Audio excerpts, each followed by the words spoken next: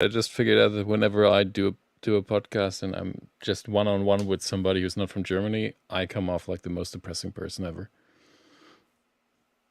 Only if it's for people not from Germany? Yeah, because I tend to fulfill the stereotype of just focusing on negative stuff. I don't know why. I don't know why. I had no idea I had such a German background. I thought I was just complete, as boring and Anglo as the equator is long, but I'm relieved to hear that perhaps I have something interesting in my background. Well, my background's very diverse. I've got, some Irish, some English, some Scottish. It's really, really diverse. It's all over the world. Those three places that all a lot are in of the same people who exact are place. almost as pale as I am. Yeah, I mean, in the video, it doesn't come across. Lovely. Hey, Lovely. Tom. Hi. Hi. Why are we talking like this? I'm trying to remember the comedian that out of the UK who said that they approached him to do Who Do You Think You Are? The genealogy show. And basically had to decide not to do it because there was nothing interesting that they found in his background whatsoever. The good news is you're the most interesting person in your family. The bad news is that's You it. have a very boring family. Yeah.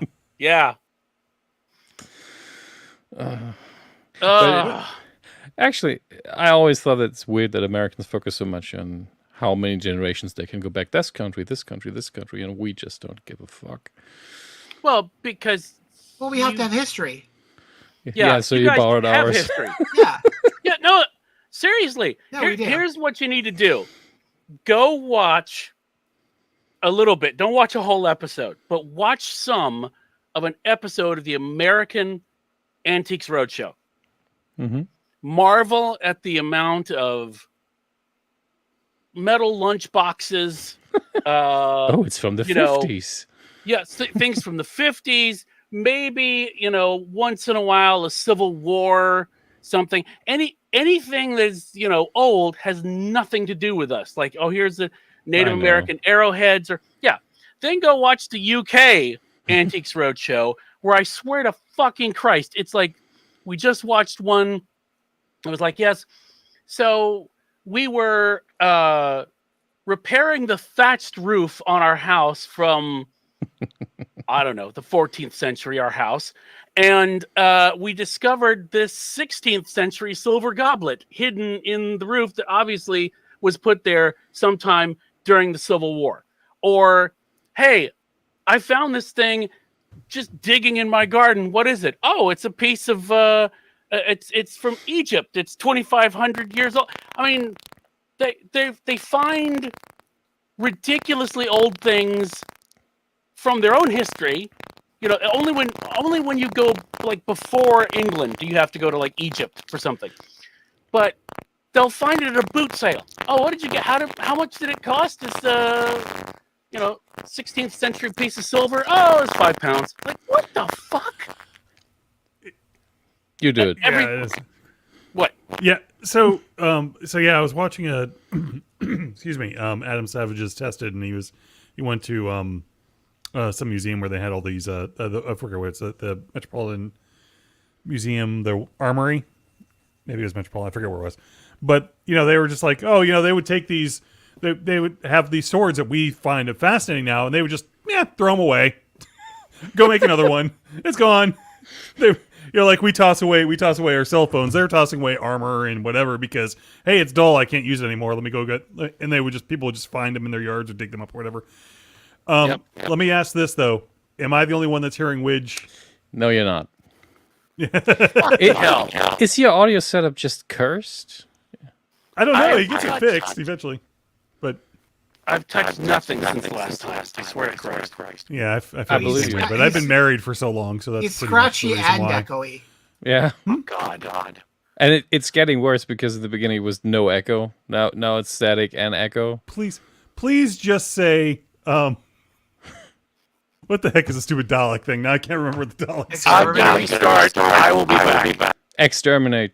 It said just say exterminate before you leave. Oh no! Oh, he just did. Shoot! Wait a Oh second. no! Can I reach it? No. I have a voice changer that actually sounds like a Dalek. It's not supposed to, but it does. Ah, so you saw the Flash. I saw a lot of movies lately. Yeah, I saw The Flash. You're the one. We'll wait for Widge I to know come at least back, one more person. But Well, well, Google TV is now trying to push it on me, saying, "Hey, it's just added to the. You can buy it if you want." You can already buy it? Oh, God. Yeah. is it? Yeah. It hasn't gone to Max yet. It's still in the please No, someone, it dear has God, not. buy it window, and then it'll go to Max. Please, Yeah, please, that'll go to spend Max. 10 more bucks. Oh, wait. Jesus. Any plans on seeing Barbie? I am. I already did. Planning to go and oh, what? Oh, did you? Press screening. Oh, gotcha. And the My one oldest- for, or for my- sorry, my Oppenheimer young- was in the morning and Barbie was in the afternoon. So So you did the Oppenheimer Yeah. Barbie double feature? I did. Oh. Well, there some movie theaters. There are some theaters. I don't know if they're in your area, John, but some theaters are selling tickets to screenings of both at the same time, It's a Oh, smart- yeah. back to back. at the same my- time would have been really crazy. My youngest has a screening right now of Barbie. The Barbie. Now, Okay. which one is more historically significant, the Barbie movie or Oppenheimer? I think we will know in 50 years.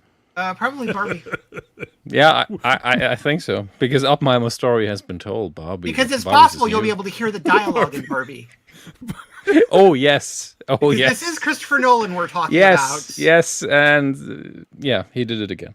He likes his Dolby, the newest, freshest Dolby. Did It's you like- see it? Yeah, Did you Atmos. see I think it? it's Atmos. We're still at Atmos. Okay. yeah. You see it in IMAX or no? It was a 70 millimeter, but it was not IMAX Oh, it's not okay. because the only way to watch it in the way Christopher Nolan would like us to watch it is in Prague or London. So, Oh, okay. And you don't want to go to either of those places. oh, I love those Those cities, places are but atrocious. no, they're wonderful actually. But I would hate to just go for a movie. Yep. Movie's over. Gotta go. Hell, That way. Witch Hello. Which is back. Hey, you sound better. sounds fine. So He far. said that- We'll Let see. Let him speak. Let him speak. No, he sounds And- fine. He sounds No. fine. No, If he doesn't yeah, talk, he just keep sounds saying it. fine. No, whatever. Doesn't matter. God. What do you want I'm from trying me? Chrome instead of Firefox. It's almost 3 a.m. here, so bear with me. We don't have that excuse. So we're about ready to get the Flash review. Oh, Do I have to review it? Yep. Am I yeah. the only one who's No. seen it? probably. You can just mime it. You can just mime the review. Oh, I already did. It was pretty quick. Okay. Interpretive dance. Whoosh, whoosh. I had a better time in the theater than most people had, I think. I enjoyed it, but Okay, it's really... had you ingested something fun no, beforehand? no. Oh, okay. Popcorn. Oh, is that what they call it? Yeah. The weirdest names in Germany for things. Yeah, we do. Just be glad that we use popcorn and not try to translate it. Everybody's got their slang, John. Like, explodierte Maiskörner would just not sound nice. That would be the rough translation of popcorn. Wow. Yeah. In style. I enjoyed it in as much as I had a good time, but I realized how flawed it was in every second. It was just like there was not one single scene that was perfect, and there was not one single scene that was really good. Did it seem like it tried too hard, or was it? At times, they should have just Okay. edited out, like, they always did at least one joke too many when they've done, like, 2 good ones. Stop here. And then just Yeah. added one more. Like, nah. Just Because there so seemed easy. there seemed like an over earnestness in a lot of directions. I don't know if over earnest is the right word. Okay. Hi, Rob. Rob's here. Hey, kids. Sorry. Fixing the Dom was headphones. just giving us his in-depth Flash review. The more people join, the longer it's going to get. I'm afraid. Oh, so that was That's- you, huh? That's a whole Okay. genre of porn right there. So Yeah. is that Oh, What you doing, Step Reviewer? so instead of like serving time for petty crimes in Germany. They make you go see The Flash. No, I see way They too have many a- movies. They have a Yes, terrible, terrible penal system over there. Apparently, I Yeah, was that's gonna go another see kind it- of porn. I was going to go see it at the theater, and I went to the ticket person. The lady's like, "Just don't." Okay, it's okay. The thing is, it's really And not she was that bad. and she had a vest with like Marvel and DC buttons and stuff on it. So there you go. I think that's the thing. You need to go in with the lowest expectations. I did. Okay, so you saw so it. you Okay, saw it, fine. No, I haven't. Uh. It's on my list of things to do when I want to fall asleep. That's fair. If it comes down to a choice of like listening to the Eagles or watching the Flash movie, I will pick the Flash movie. Okay, I've done enough stuff under duress this let me month. just give you the highlights. Michael Keaton is awesome. That's the Well, yeah. only appealing There you thing. go. That's But I all you bet- needed. And That's all we needed to hear from this. Ezra Yeah. Miller has just always annoyed me. The only thing I really liked him in was Perks of Being a Wallflower, and that was because everybody else in it was really good. He was in that too. I just completely forgot. But yeah, I liked him in that cult thing he did. Yeah, he just he did that movie with You mean Tilda the thing Swinton. where he kidnapped the people in Hawaii, allegedly? He did that movie with Tilda Swinton, and all I wanted to have happen was Tilda Swinton just beat him up. So, well, I With commend Mortal you. Kombat game. I commend you for your sacrifice, sir. Oh, honestly, I had fun. Yeah. Did you get a haircut? Just- Yeah. Why? Because you look out of all of us, you look the most well groomed tonight. Oh, okay. It's not that long ago, but Well, yeah, I was going to I say. mean, I mean, on my screen, he's right next to me. I mean, that's it's not a difficult bar to. Yeah, clear. it's the same on for everyone's screen. I mean, of the people on this podcast, he's got hair. That's where it starts. You can be well groomed I'm and s- not have terror. I'm still holding on to my last hopes, and Widge Come Widge on, just giving up though. I mean, Widge just said, what's a barber? The bottom half is winning. That's all No, I'm saying. Widge's got a side hustle. My bottom half is winning. No, the bottom There's a half whole- of the My screen. bottom half. The Another half category of the in screen porn. you're currently occupying, sir. He's got a side hustle as an Alan Moore impersonator for for birthday and Christmas parties. Oh my God, Santa Alan Moore. That would be great. Oh, where's the sock puppet? Wait, let me try. I get this one word right? Right. That's all I can do. That sounds almost like Alan Moore. Right. Die. Here, Yeah, die. Right. let's die. let's sort everybody by Right. level by how much hair they have left on their head. There we go. We got it all sorted out now. I can't quite tell. Maybe Rob or I don't know which to switch. Tuffley's there. got me beat. Okay. Yeah, so I shaved mine. Okay, here we go. There we go. We'll sort that out then. There we go. Good Jesus. job. Way to Is go, it- team. This is Who the are only the setting people in, in your neighborhood. this is the only setting in which I'm the youngest, which is kind of nice. It's okay. Ooh, welcome. hey, you have a Richmond or I know what- Richmond What is happening? LFC. LFC. Thank you. That's what I was Yes. trying to. I couldn't remember what I remember the FC. I couldn't remember what that was Yeah. in front of it. Was that a? Is that a? Yeah. Thanks to my merch dealer on my left on your screens. Your dealer. It's which. No. Which That's sends me which has boxes arrive at his doorstep every once in a while, and he's like, "Oh God, it's another one for Dom." Nice. Oh, I see what's going on. It is faster to get stuff More popcorn stuff is what Germany we're saying. than it is across Atlanta. Redenbacher, is that the code word? Is that what we're doing Redenbacher? there? What? Redenbacher, yeah, the code Oh. word. For the popcorn. Oh yes, For the Speaking of popcorn. popcorn. Speaking of cults, Orville Redenbacher. Thank you. Try the veal. You're welcome. So how were the cameos in The Flash? I understand Pretty fake, there most were a of them. few. Yeah, what I'd the heard. the CGI is really horrid, but big but. It's all Another the same. genre in porn. It's the same quality of bad, so it doesn't change. You're never thrown out of the movie if you accept. Okay, this is what it's going to look like. It's like The Mummy, that sort of effects. Scorpion King. Okay, if it never changes, it never gets better. You sort of get used to it. That's fine. And a lot of the cameos are like that. There are some cameos in there that are so nerdy that made me enjoy it a lot more. Like there is a reference in there if you've watched Kevin Smith's stories about Superman Lives, where you're like, Yeah. oh, they put that there a in the spider? movie. Yeah. Is it a spider? Yeah. Yeah, Spoiler. and Yes. Spoiler. yeah, big spoiler. And the person who was almost cast is also in that scene. But he looks like it's a Xbox 360 title of a game. You know, it's just looks horrible. Not even Xbox well- One. Like, yeah, you know, so what, I understood that had happened, and I'm glad they finally. I mean, they paid for it. I'm glad they finally did something with it. Yeah, they're probably They saying, had- they had "Hey, a fair Superman play Lives contract." made a profit today. Not a profit, but made some money." Yeah. Well, I mean, there is Wild Wild West where he got a spider, but you know, Oh different yeah, movie. he absolutely. John he Peters wanted that damn that spider and job. everything. Oh yes. Absolutely. I think there was a Sharon Stone movie he tried to get the spider in too, but Oh, never mind. I thought we were going somewhere. But it just not that. just didn't seem to make sense in the Basic Instinct. Hey, now, oh shoot, I forgot what I was going to say. What were you going to say? I don't know. I forgot. Good Okay. question.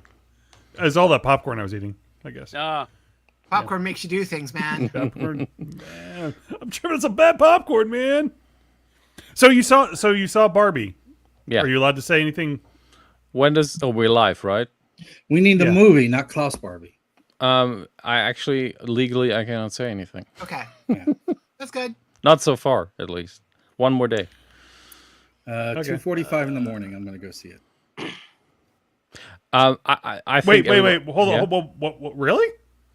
Yeah, I have a friend of mine who works at a theater. It's a projectionist. So because Oh, I don't so they're doing that. so I yeah, don't gotcha. like people. We go when nobody's in the theater, Gotcha. and we can all Yeah, I used sit to- like 50 So- people across. So why didn't you see the Flash then? Because they didn't do a press screening for it. I Right. mean, no people. It should be a no-brainer. Yeah, but I also didn't want to spend any money on giving that guy any money. Yeah. I understand that. Oh, that's what my question was. This was not Flash was not a James Gunn No, helm No. thing. No. no. I mean, I know he And- wasn't directing it, but And he they wasn't didn't in his they position didn't at that time. they didn't right? use it to reboot the universe either. So it would have been fine if they did that. So Blue Beetle is also not. No, it isn't. But it's the character will be in the Yeah. new universe. Okay. But they are not doing any press screenings for Blue Beetle, which is interesting. Well, they're not going to be doing any promotion for Blue Beetle either because none of the actors are available Yeah. or the writers. Yeah. What the hell's going on at but San Diego Comic Con interesting right that now? they're- I Nothing. believe they're talking about comic books. Holy shit! What the hell? What are those? I guess we'll find out because that's all they got. They can get guests who can come and talk about stuff they used to be in. Right? I don't think you Can can talk they? about your past and present. I don't think you can talk about your past work for a studio, and you can't talk about your present work for a studio. I mean, I think So you they can show up and answer personal questions if you want. Yeah, you can probably do signings and I mean, stuff, but You can do Signings, signings yeah. and you can do if the signings. and studio Well- isn't. I mean, they have a huge potential to get a bunch of authors, right? yeah. Which would be great because I love hearing panels by authors because I want to hear how they work. I want to hear what their ideas came from, stuff like that. But they can do programming that is not studio affiliated if they just put their head out of their ass and think about it, right? So So let me ask this question because you guys are probably maybe the best to know that, short of I the don't know. people at Dragon Con. So of course Dragon Con's coming up in let's see, I'm day 7, so 43 days 46. from now. oh Jesus. You do a show so- about that, don't you? Yeah, that's how I knew exactly how many days there were. Plug. Okay, go ahead. So they have already announced a ton of guests. Mm-hmm. Are those guests, and several of them are actors, maybe some of them are even writers, are they allowed to still come? I know that because the thing is with San Diego Comic-Con, a lot of that is studio driven. Yes. People are there to promote for the studio. Yeah, And it's, they're, Whereas and they're paid Dragon for by Con the is- studios. Yeah, Yeah. paid Yeah. for by the studios. San Diego is considered part of the official promotional tour for most things that are coming. Like New York and San Diego are the two ones that the studios buy for. Yeah. It is my understanding that with Dragon Con, because it's an independent contract, they can come, but they cannot discuss future projects.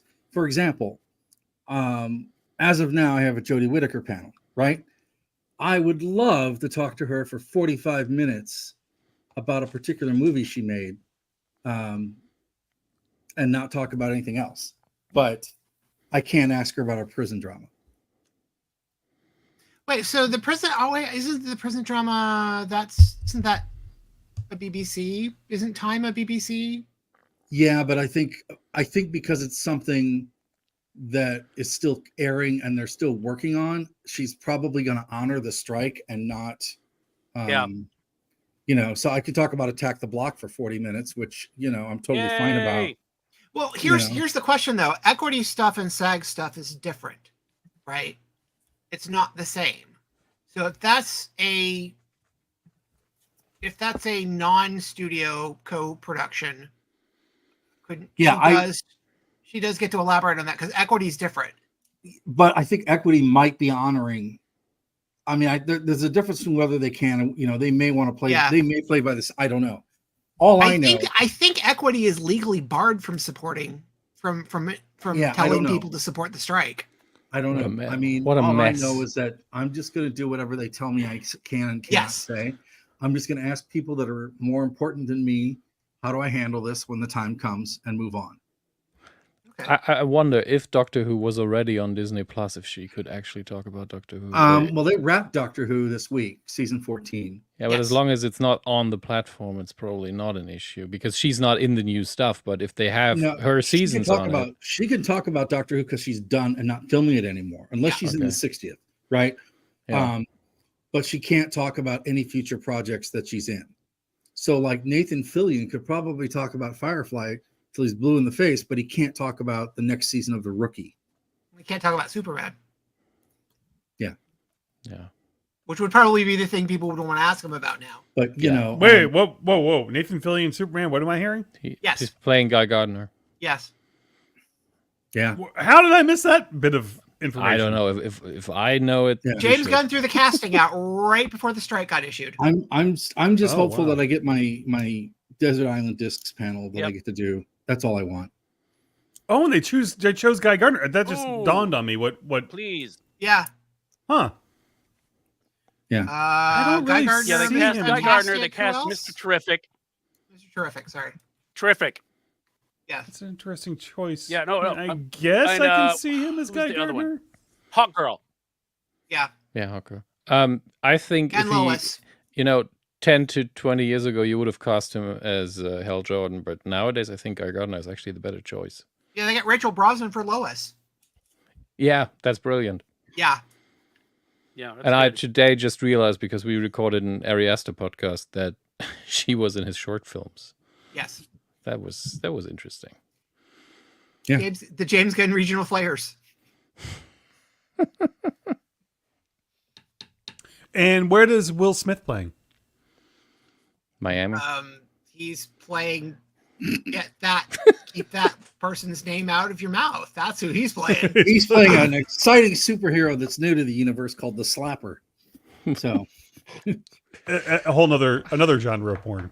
It's the worst. That's a different Superman movie. It's a different movie than. Chris Rock didn't make a cameo in the Flash, did he? No Chris Rock cameo? I don't think so. He was supposed to be Jimmy Olsen in the other one. This is, 10 years ago, would have you believed that there was a Flash movie coming out and none of you had seen it? I just have no interest in that. I wouldn't have seen it anyway. None of you, 10 years ago. Yeah. Not really. I would have seen it. Is it the TV guy? I've been busy. Sorry. It's not a complaint. It's just we have so many superhero movies that there is one where you're like, nah. Honestly, though, I've done that. Honestly, I've done that with mostly the DC movies. I do it with some Marvel movies too. I don't immediately go see them. So James Gunn is from here, right?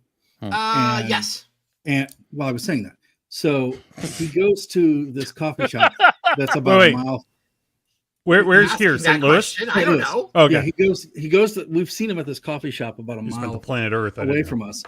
And I've been told that if I run into him anytime in the next year, I am not allowed to bring up Henry Cavill and Superman and how I'm displeasured because it's not good to do those kinds of things in public. So, but he drinks Cavill's coffee. gonna be fine. He drinks gonna coffee. go He's do a mocha War- guy. Cavill's gonna be fine. He's gonna go do Warhammer, and that's gonna make him Yeah. deliriously happy. Yes. He's a He mocha gets guy. what he wants. Bakula likes the espresso. He'll probably do 5 more Enola Holmes movies, so he can do that. Yeah, you know. I didn't see the second one of that either. I just saw the first one. The second one was actually better, I think. Yeah.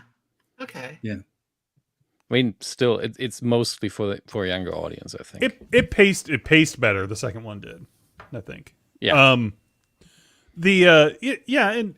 Has anybody watched the most recent half season of Witcher? I've only gotten through the first 2 episodes. I haven't finished it. No. Not yet, and I watch yeah. pretty much anything. As we Yeah. established. It's interesting I because I know barely made he's it through the first season of Witcher, so I just had no interest in seeing it. So that first season. Once you've gone through it, it's a lot better. It's a lot better on either reviewing or Wait, just in your did memory. you just say if you're done with it, it's better? Right, because First when season. you're in it, when you're watching it, It's horrible. It's confusing as hell. It's like me It's like- drinking Is this an Amore? I'm relieved that's over situation. see, here's the thing. No.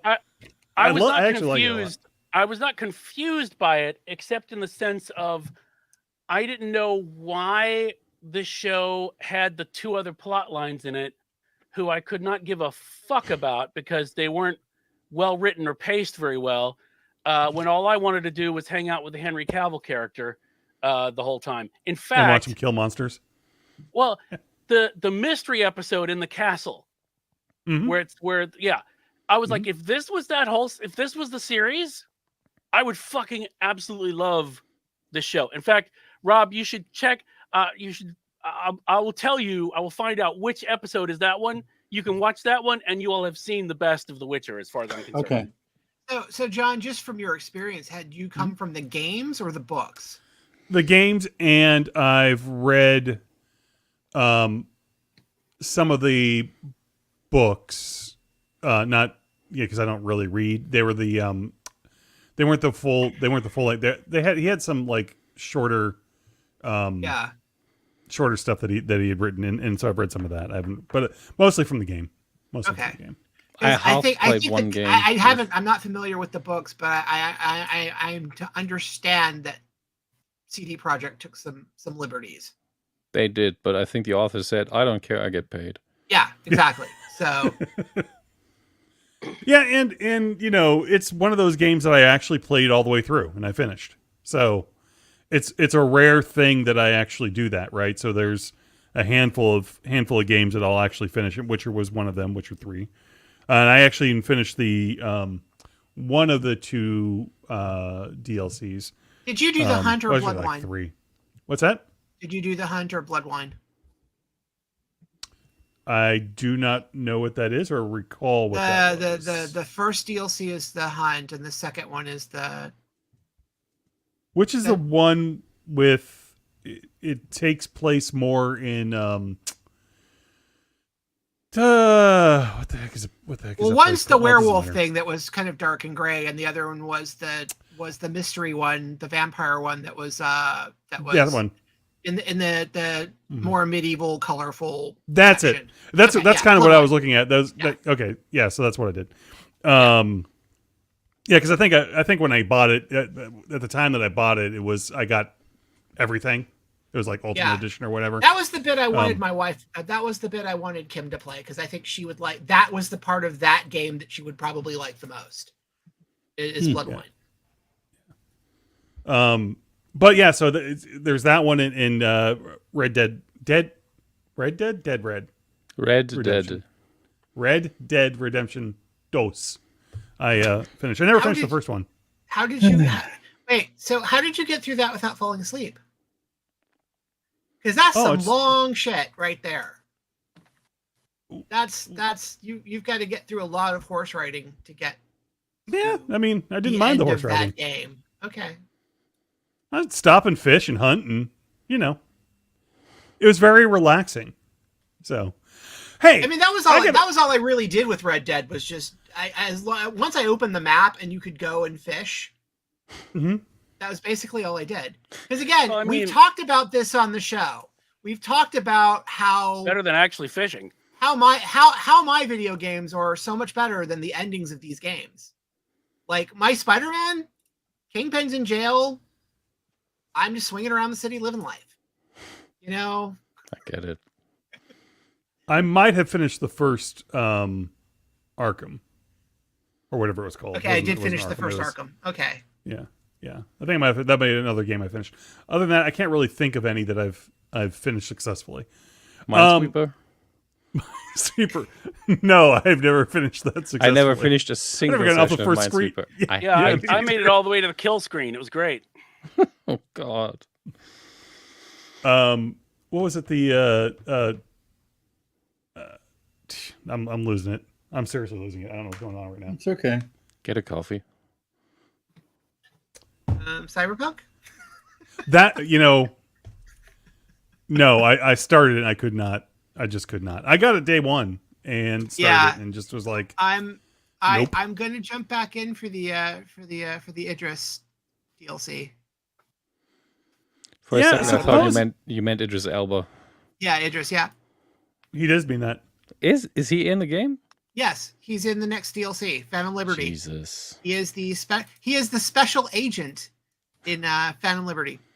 They could have. I just don't think used you his get to play as voice, it him, would but have been it's enough. yeah.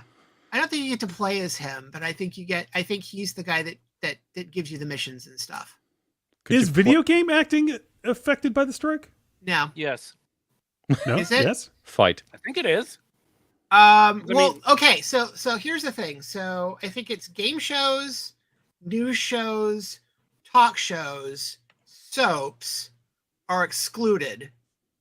So They can still do Soaps those. are excluded?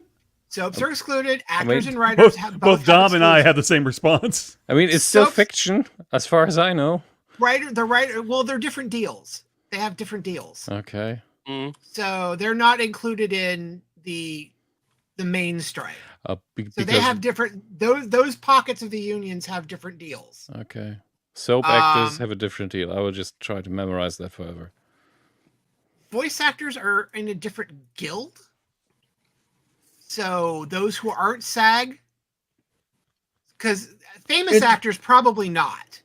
It But- depends. yeah. Because there's a company here that does feature animation, and they were calling a couple people to do voice work like super last minute. And I'm like, Yeah. what's going on? And it turns Animation's out also excluded. they're not if it's a feature.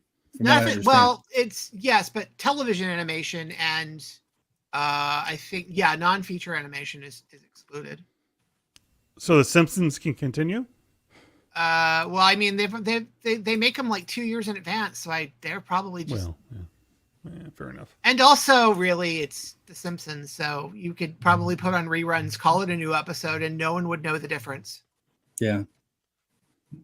But So yeah, I think Seinfeld it's- can continue? yes. But yeah, it's and I think video games devs aren't unionized, so video game production work can continue. Well, yeah, I get that the developer. I was just wondering about the people that are doing. God, they've been trying. Well, I'm sure they have. Yeah. But I mean, like Idris Elba, right? For example, Yeah. can he go off and I record mean, for with the The next Witcher, Super Mario? they're sitting in Poland and he's British, so I don't know. Is that an equity production? I don't know. But no, I don't know, and I don't think they've been doing that much promotion anyway. I think Keanu did a thing for the Xbox presentation, and that was about it.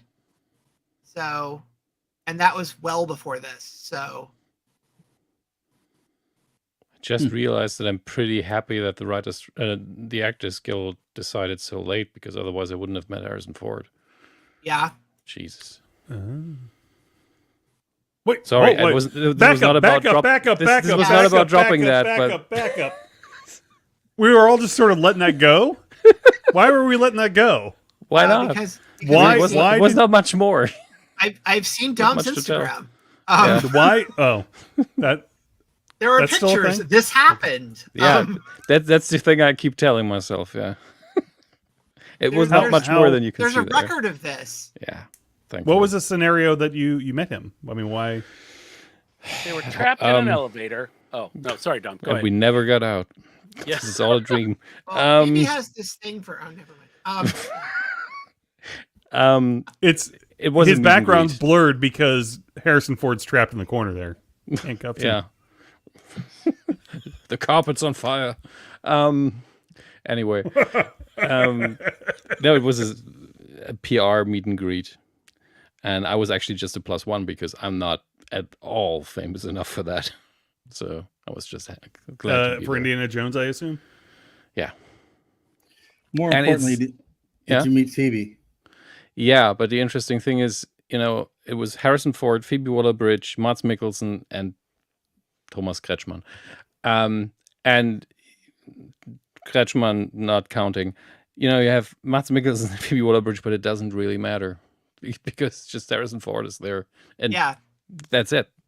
I mean, especially Phoebe Waller-Bridge is very quiet. They were all very nice, but she was just like, yeah, hello. But she didn't say more than that, I guess. That's all. That's all she'd need to say to me. I understand. Just saying. Another genre of porn. Yes. Don't say anything. Oh yes. I saw Harrison Ford at LAX walking across the terminal, and I was just like, "There's no way I'm saying hi to this guy," because Yeah. I'm sure he gets bothered. And I'm like, what if it's just somebody who cleans the bathrooms and not really Harrison Ford? It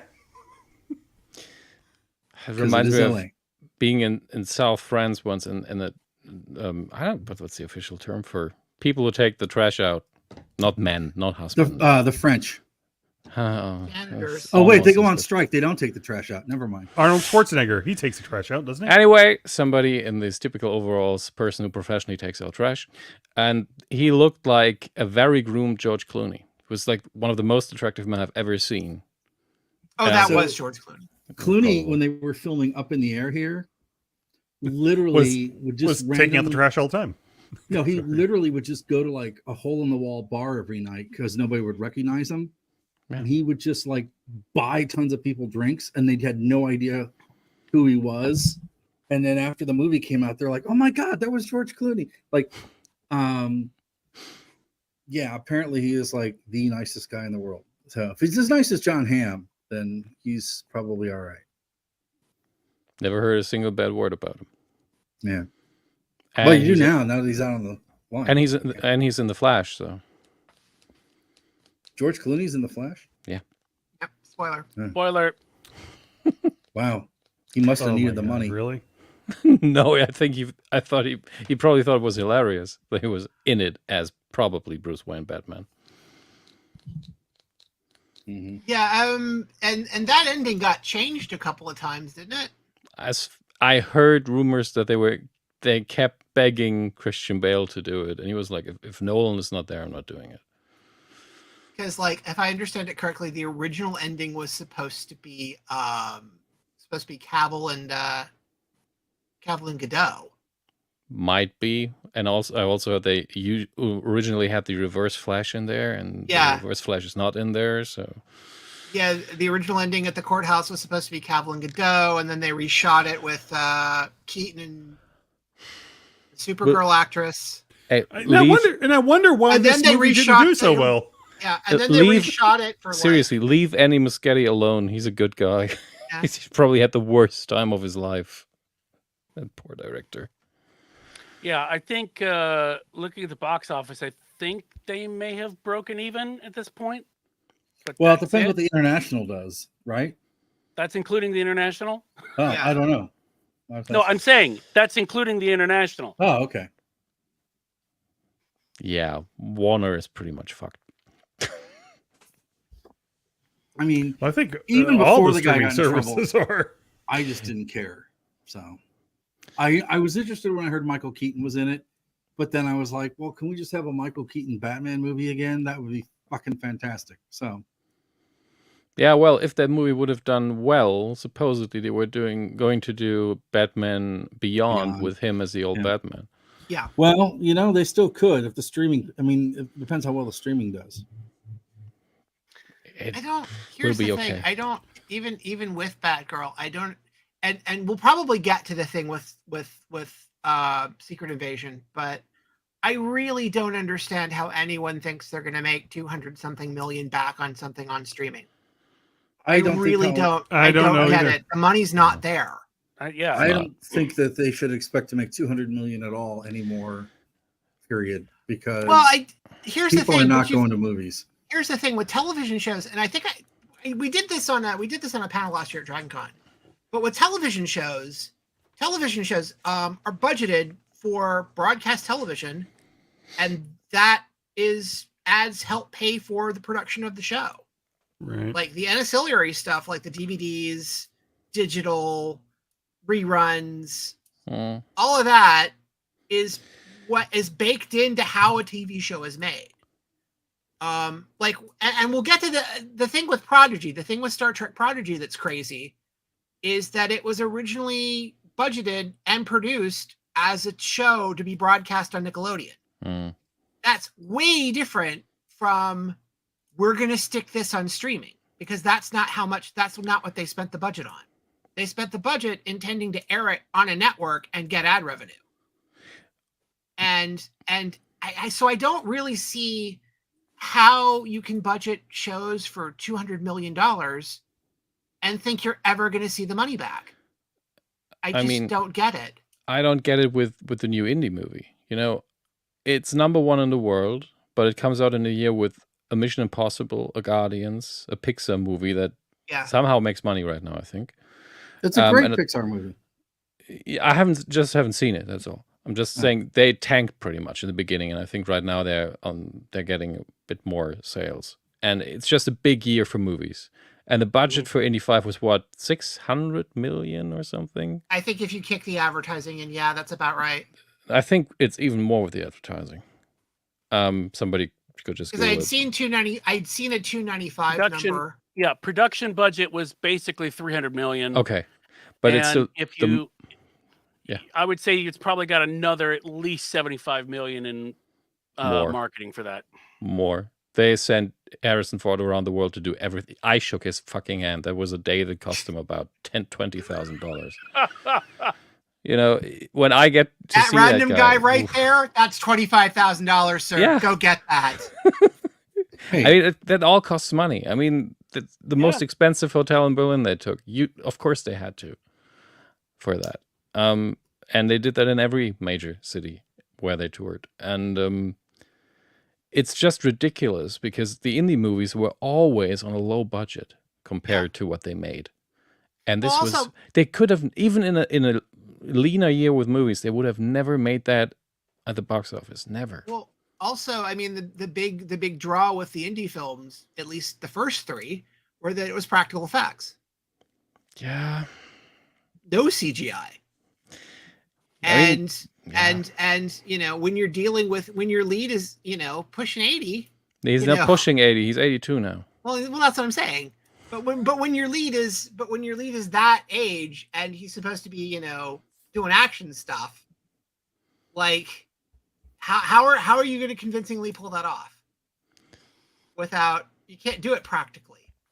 I mean, the audience is used to seeing CGI now. Yeah. That's not so much the issue, but all CGI this year has been bad. But you can overdo it. I mean, you can overdo it. I think basically, it's I again have not seen Oppenheimer, but Nolan's thing about doing no CG and trying to make everything practical. Yeah, the nukes were real. Yeah. Well, it's like, although I did think it was funny, he did do the quote where he said, "No, I did not really blow up a little girl." Yeah, but that little girl was my daughter. Yeah, exactly. Was coming. Was. And speaking of Nolan, I read earlier today, Matt Damon apparently in couples therapy told his wife, "I'm going to take a break. The only reason I won't take a break from acting is if Christopher Nolan calls me." And guess what happened? Although it was really Ben on the other line. That was the actual couples therapy. That was. Hey, going hey on. man, Project Yeah. Greenlight, Yeah, let's man, go. yeah. I was seeing couples therapy with Ben. But no, I mean the whole. I think CG can work, but I always go back to flipping the semi in Dark Knight. That was such a visceral thing to watch because I think on some level your brain understands that it's real. It can tell that it's real. So watching it happen for real is like fucking hell. Which is why he did, the explosions for real, or at least, Yeah. practically. But I mean, you can, and what was it? I was reading that there was a thing about a guy who's who specializes in miniatures. He did like the Grand Budapest Hotel for Wes Anderson. That with all the miniatures for like Wes Anderson, he does those. Yeah. But he's getting more work now because there are a lot of directors that are realizing, or maybe the studios are listening to them, that all CG isn't going to cut it, that it's a tool that you use along with everything else. Yeah. So Well, I think the other thing is, I think, what was it? Iger was talking about cutting back on the Star Wars and the Marvel stuff because what a prick. because Not because for of many that, reasons. but yeah. But For many you know, reasons, none of which cutting are the back right on that reasons. but- because the response, it's all of the things on top of each other seems like it's diluting the interest. Here's an idea though, and this kind of goes back to what Dom was saying, like, why not just release smaller films around these bigger films? Tent poles. They can't all be tent poles. Don't release all tent poles. Like, make smaller films. Well, Like, spread it out and then get people into the theaters and spread it out. Because people will get tired of spectacle at some point and will want something else. Here's the thing, is that what people I think get tired of, and Iger doesn't understand this. Paramount didn't understand this with Star Trek. This happens all the time. Oh, people are just tired of X. Mm. No, they're not. There is no superhero fatigue. There isn't. And in fact, articles that talk about that make me want to punch a duck in the face. Well, they have been talking about that for 15 Or punch years. a wall. Yeah, I know. There is Punch a hole in the bad wall. movie fatigue. And it's like, Rob, you were saying they shouldn't expect like hundreds of millions of dollars at the box office. But look at Spider-Verse. Spider-Verse now has like 660 million worldwide because it's widely considered to be, I've not seen it yet, but I'm It's very good. that's what I've heard. So, but it's widely considered to be a very good movie. The first Yeah. one was a very good fucking movie. So And if they it's just, like- give the people enough time and not crunch them to death, maybe the third one might be good too. yeah, exactly. But it's like, someone was saying about superhero fatigue, and I said, so basically, if you had the opportunity to watch 5 new superhero movies that each on their own were of Black Panther quality, like the first Black Panther quality, you would not go see them because they were superhero movies. I'm like, yes, you would absolutely go see them because they were good movies. So, I mean, the only saving grace that might come from Iger's fucking stupidity is that if they slow the fuck down, because what I see in Secret Invasion is the same thing that I saw in season 2 of the Netflix stuff, which is they're obviously crunched for time. These people know how to write. They know how to write around corners. They know how to fix stuff. But if you don't give them enough time and you basically give them, like, okay, we want to do Secret Invasion. You need to create a pivot so that Skrulls will be pissed off and do Secret Invasion. Even though we've already established in a great twist that they are not, not all evil evil. assholes inherently. Yes. But I you will need say to that make go ahead. Sorry. Go ahead. No, finish the point. Joe, John, please tell me something I- happy about Secret Invasion. No, I was just going to say it's better than the comic. Okay, It's all got right. it's got that going, which is a So- bar about My higher than hair a is better than the comic. Okay, slightly. The comic, Yes, it, I think in terms at of reception, least in the general overall plot, it makes more sense. Their choices don't make much sense in Secret No. Invasion, the television No. show, but at least the overall plot makes more sense than it did in the freaking comics. Well- I never is whatever. But anyway, the sorry. thing that messed me up about the comics was the fact that Bendis came out and said, and Bendis is either hot or cold. Bendis is either like fucking on fire or. So he said, with the Skrulls, why are they always using ray guns? They're shapeshifters. Why would they do a direct attack? They would do essentially Secret Invasion. Right. And I was like, what a fucking great idea. I can't wait to read this. And it started off like that. And then it devolved into ray guns. That was my problem with it. Right. So, but yeah, the problem with the Time. TV show is Yeah. all it's making me root for the bad guys, and I don't know that it's supposed to do that. But I'm like, the bad guys are not making stupid decisions left, right, and center. And I there was an ad that was like, "Get ready for Fury," and I'm like, "Oh, is he finally going to show up?" Because I've been waiting for him to fucking show up for the whole show. I'm like, I don't know who this guy is, but he's not the Nick Fury that they've established. But that's the point. Here's they're the making. problem with that. Here's the problem with that, though. When we see Nick Fury, and this goes back to Captain Marvel, and this is not a slight on Captain Marvel, but when we see Nick Fury and we have to watch him the whole time, he's not very good at his job. Yeah, he's shit at his. It's Well, Like, we're also it's really learning cool. that It's most of it wasn't him. It was It's the really freaking cool. Skrulls. It's really cool that he can just walk out of the shadows and have some badass plan when he's only there for 5 minutes at a time.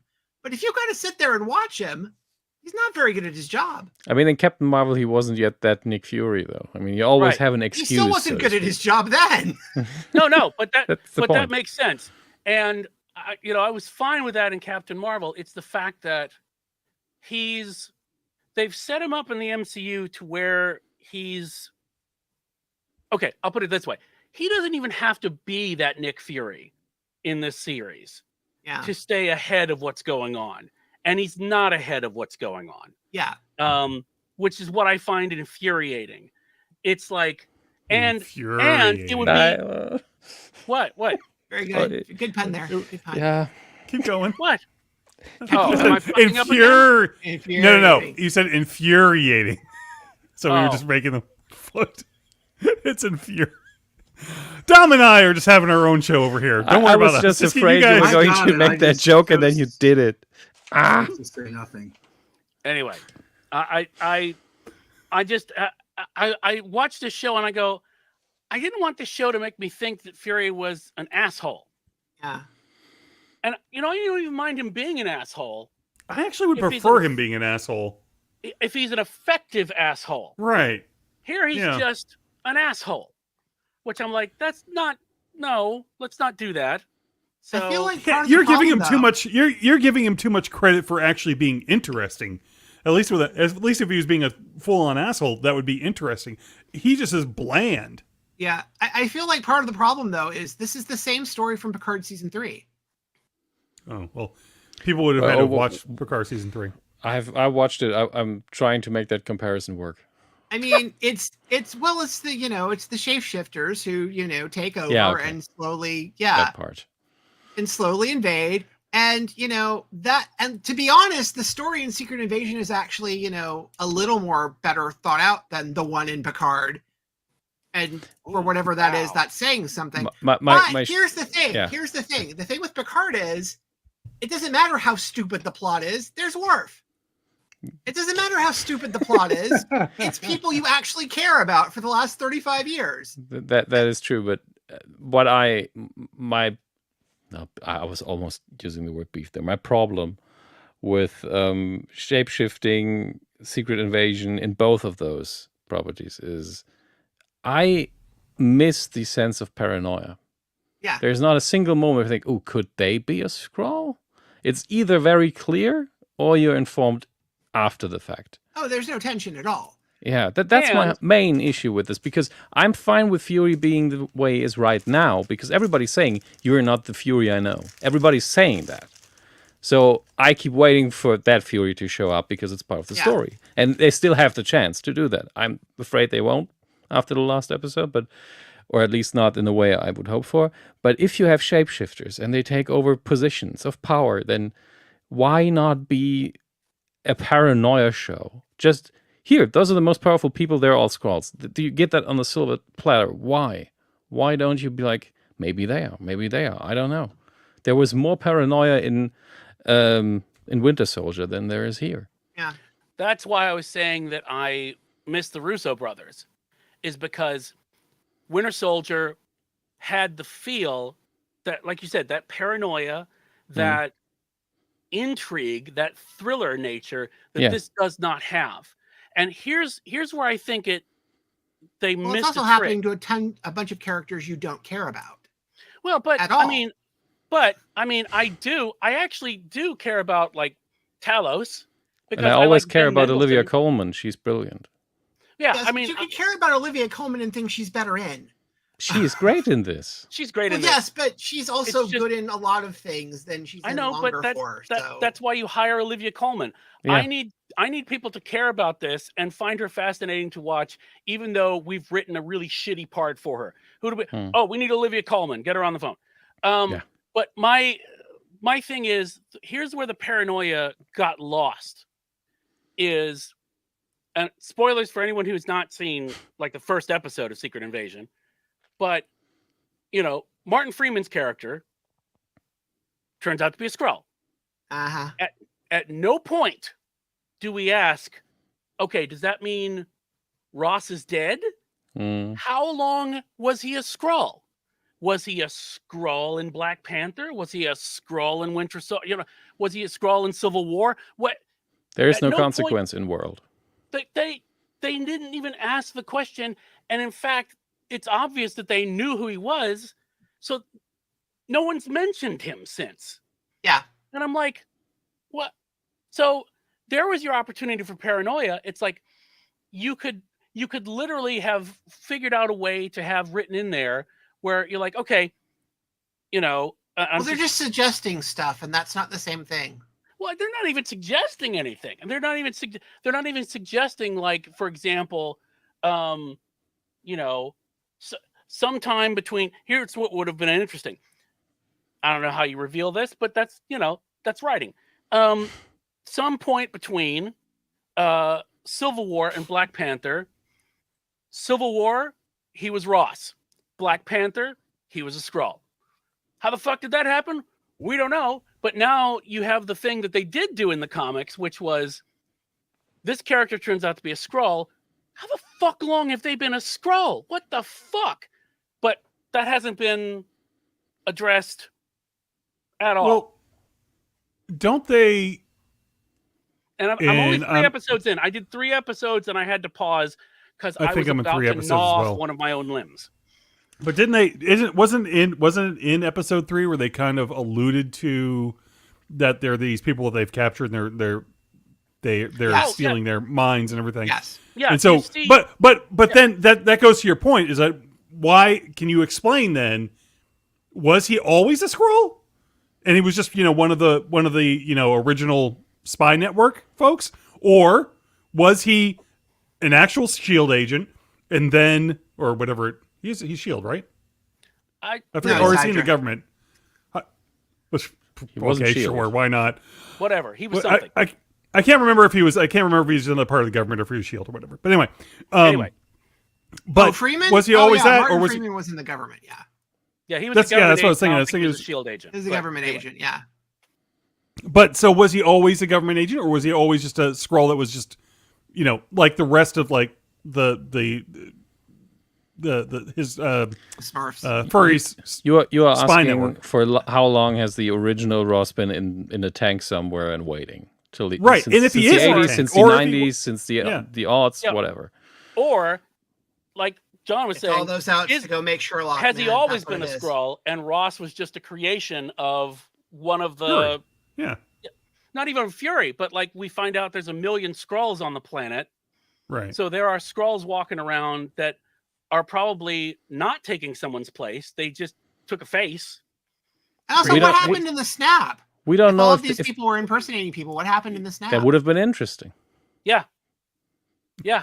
All absolutely. these Did are things that Skrulls they get- should have written. Did Mm. Skrulls Instead- get snapped? Did the real people get snapped and the Skrulls impersonated them? Oh, hey, I'm back. And people would have just believed it. You Yeah. know? You know, I did some simple math because we were talking about how expensive it is, you know, for TV shows or whatever. I did do rough math. If the numbers are correct, the number of subscribers that Netflix has, for example, they're making like at least $2 billion a month in subscriber Yeah. fees. Okay. And I'm you know, going it's low not- ball. I'm going low ball, right? So if I did it at the $19, if I did it like at the $19 level or whatever, it's like $4 billion per month. Hmm. They should be able to produce something. Disney, They Disney should be able at to do something. Yes. Oh, they do. Well, I think well, the they thing do. is- Netflix, and the thing Netflix is has a decent, you know, Yeah. What track was it? record. The They got headline they got that garbage I saw, and they got Head- good stuff. So yeah, the headline that I saw was the Netflix was complaining that the strike was going to set their schedule back of canceling shows. Yeah. and Disney's making around 1 billion or so, 1.8 billion Yeah. A minute. from their subscriber base. But it's like the but whole it's of like Disney. I mean. it's like the HBO model. Everybody based this on the HBO model, whereas we have metrics to track what's causing the growth and what people are actually watching, right? Mm. So if you can do that and you know who's watching and you know exactly what they're watching, like you know how much you're going to be able to make from a particular program. You know how much people are, you know how many people are coming in for that, right? You my have point. those metrics. My point about the indie budget was mostly these guys should be good with money. That's the only thing Yes. they do. Why Yeah. can't they not calculate a bit more safely? That stuff like that doesn't happen. Well, and like, and the thing with Disney too is like Netflix creates their stuff and they have no, they have nowhere else. They have nothing else. They have their service. That's it. They go to the theater to win awards. That's it. And then Max, is kind of an outgrowth of Warner Brothers. It's not being utilized properly. But at least with Disney, it's like, Disney can justify some of Disney Plus with, we're going to promote this cross-platform. Like, with the Marvel stuff, like, Marvel Snap with Loki season 2 showing up in October. You can see that in the game they have Loki stuff coming down the pike, so they can push that stuff at the at the parks. So they can at least create some synergy. So I can see them sort of offloading some of what it costs to do Disney Plus as a marketing thing. We're marketing the stuff. But yeah, I don't understand how Paramount and How Peacock any of stay in these- existence? how many what? How Well, Paramount Peacock- and Peacock stays in existence? Peacock's I have raising no idea. prices again. Yellowstone, apparently Yellowstone is way cheaper even with Costner than a lot of the other Well, he's shows. leaving too, so Oh yeah, but they're getting McConaughey, so they're fine. all right. Yeah, I mean that's a joke, but it's also true. He's you've just described life in the 21st century. Yes, Toughly. it's a joke, It's a but it's joke, also true. but it's also true.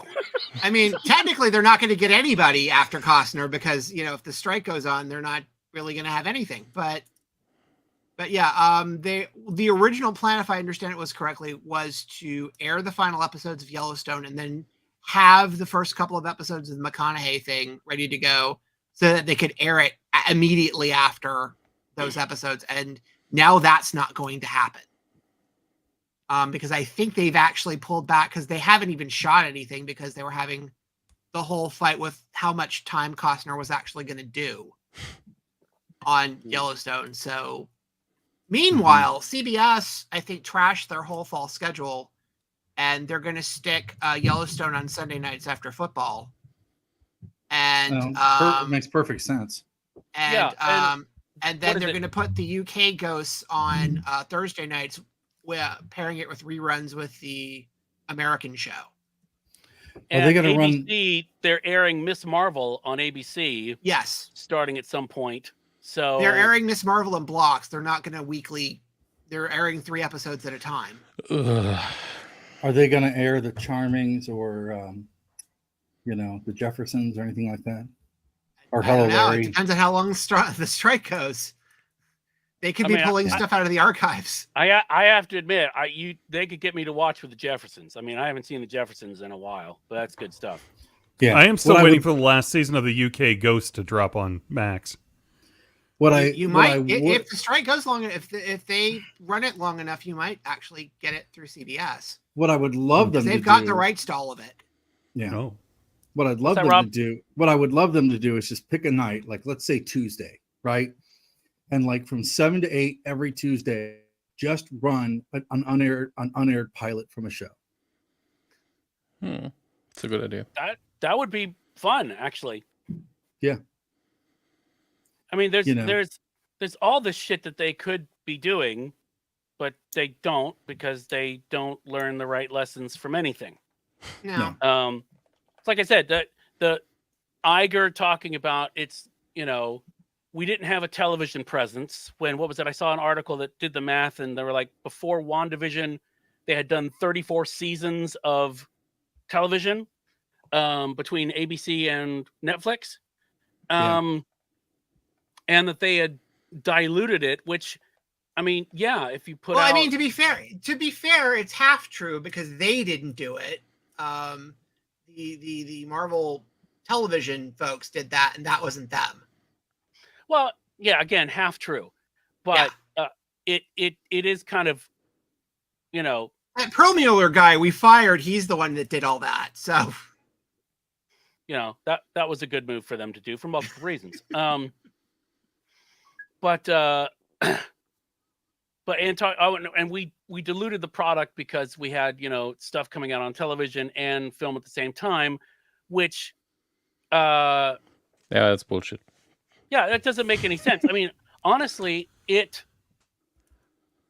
served each other, especially like with Agents of S.H.I.E.L.D. when they were tied into Winter Soldier. Yeah. So you got to see the change of stuff on the ground. Was also tied in Age of Ultron. Even. Yeah, I think the problem is when you've got to have a Marvel movie every quarter, and you've got the writers, you've got separately the writers, because that's the problem that Agents of S.H.I.E.L.D. ran into, is that they weren't getting information on, the writers weren't getting information on things that were happening in the films, so that they could put their stories together that way. Considering that, they made a brilliant finale. Yeah. Considering that. And the reason why they went, the ape shit direction they ended up going in was because they weren't getting any information from the film studio to be able to tie into anything. So they're like, fuck it, we're just going to do what we want. Yeah, and that's why you've got Multiverse of Meh, where it completely shits all over WandaVision because the writers of Multiverse didn't know what WandaVision was about, and my understanding is they didn't want to know what it was about. They in fact refused to read the scripts. So essentially, if you watch the movie, only the movie, then Wanda has no character at all. Yeah, you actually have to watch the show to understand her motivation. The other thing is they had 2 directors because Raimi came in at the last second. Jesus. And rewrote the story. Did he at the last second? Because they had another director, and they had, I think, shot some stuff with the other director, and then they dumped him and got Raimi. Now, are you talking about the director of the first film, or was there another director of the first film? Because he had originally written the script, right? He had originally written the first script. Yeah, and then he was in pre-production for Madness, and they launched him.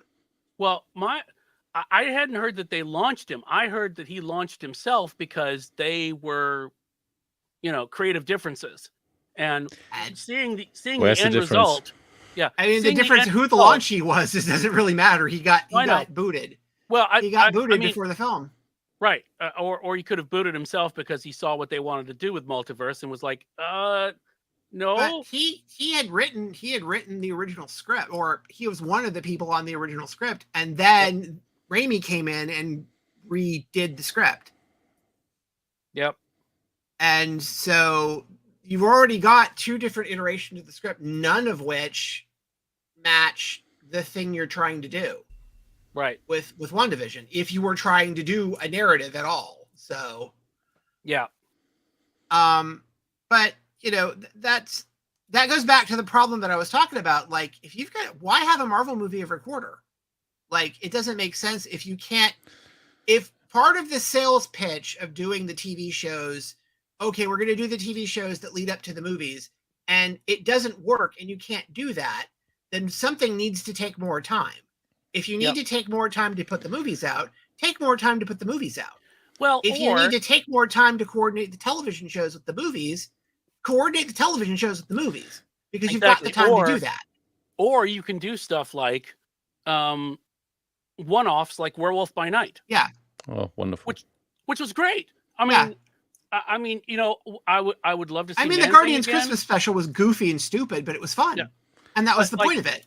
I would love to see Gil Garcia Bernal again. I think I said that right.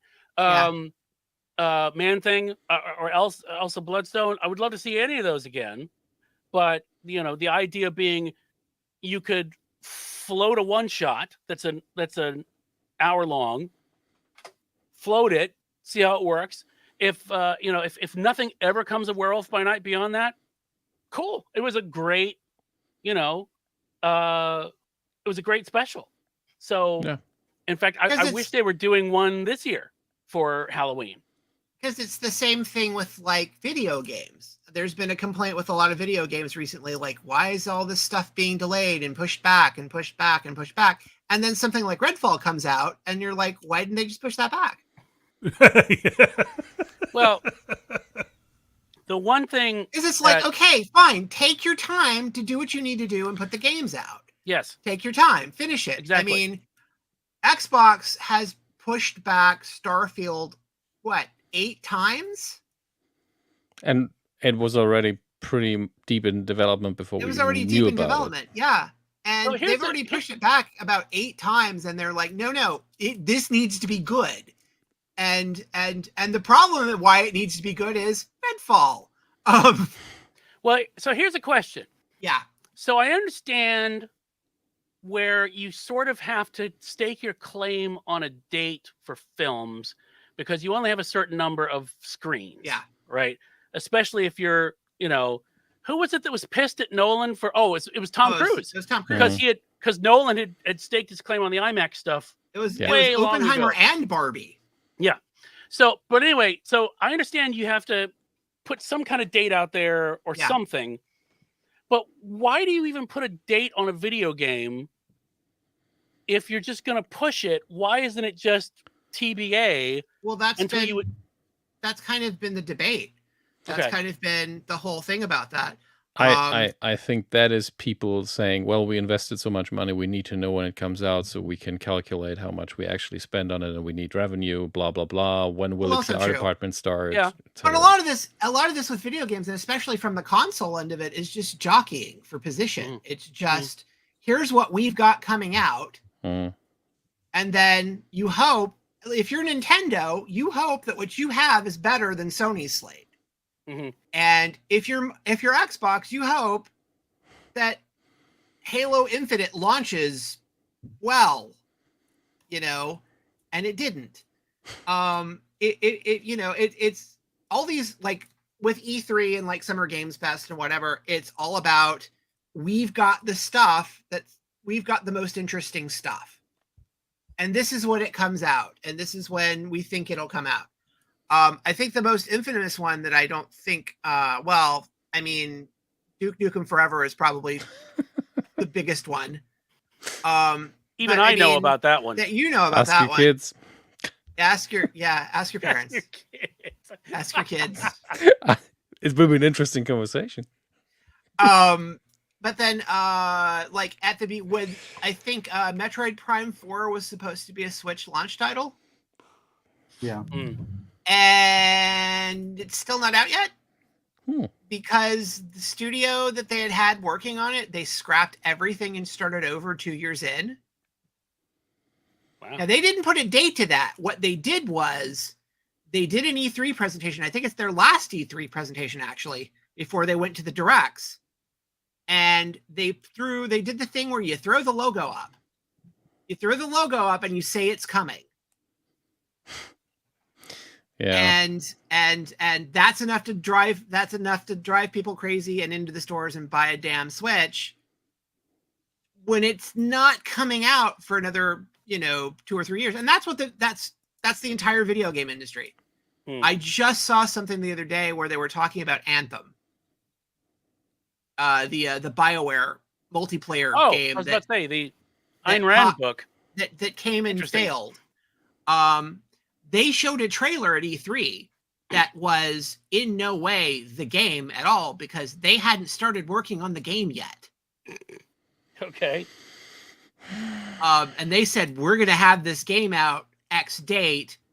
Here we go. This is what it's going to look like. And they hadn't started a frame of that game. Wow. The industry used to do this a lot. And in some cases, in showcases, they still do. Because there are games you see trailers for that aren't actual gameplay. They're renderings. What is They're Peter like Molyneux cutscenes. up to these days? Yeah. They put dates to things. I think the problem is the pandemic kind of exacerbated this a bit because they originally put dates on things and then everybody had to work from home. And that caused a problem with testing and programming and all sorts of things, narrative writing across the whole thing. But I think the reason they put dates on things is so they can jockey for position. Take this year. Let's see. Everybody was trying to get out of the way of Tears of the Kingdom. Because it was dropping in May. And then the window between when you could actually release something, because Final Fantasy 16 dropped like 3 weeks later. So you have to kind of pace it between, okay, well, that's a PlayStation exclusive. So we can go with, we can release games on other systems and then maybe do the PlayStation version later.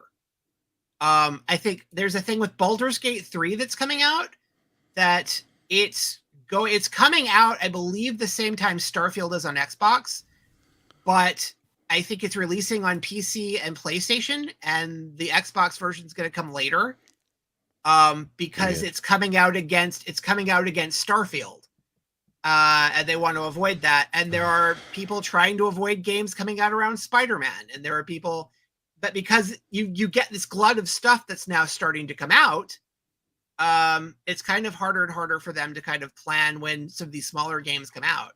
Nintendo, actually, to point out the whole Prime 4 thing, is Nintendo is now just sitting on stuff and they don't announce things until like a month before they release because they just don't put dates on things until they know it's done. Smart. And there's supposedly rumors that there is stuff they're sitting on that they haven't released yet that they might throw out end of generation between Switch and next Switch, but there's a whole list of stuff they're supposedly, apparently some Zelda remasters and a couple of other things that have been completed, but they're waiting for the time to come to release them. But yeah, the date thing is really, really screwed up as far as games go, and they should take their time to get it done, because then you eliminate the need for crunch, which is like the biggest fucking deal with a lot of devs. So I think it's interesting to see that what we are used to with games for PC, at least, quite often is you get the first version and then you need 3 updates until it's okay. Yeah. And I had that with my mixer, actually. Rode is really bad at this. When they bring out a new mixer, it took about 6 firmware updates until it had all the functions they advertised. Now it's a brilliant machine, but I bought it on day 1 and I was pissed. I know Sony's having that. Sony's having that trouble with like Last of Us and Spider-Man on PC when they ported them. Yeah. Like Last of Us, I think it's Last of Us Part 2 that's just incredibly horrible on PC. What's the other one? The new Star Wars game. Yeah. That was that too. Jedi Survivor is Yeah. not great. It's great on console, but it's not. Apparently, PC gamers are still having issues with it. At least very bad frame rates or Yeah. something. And my point is, you cannot do this with movies. And they don't even do it in the aftermath. They could fix some CGI later on. They usually don't.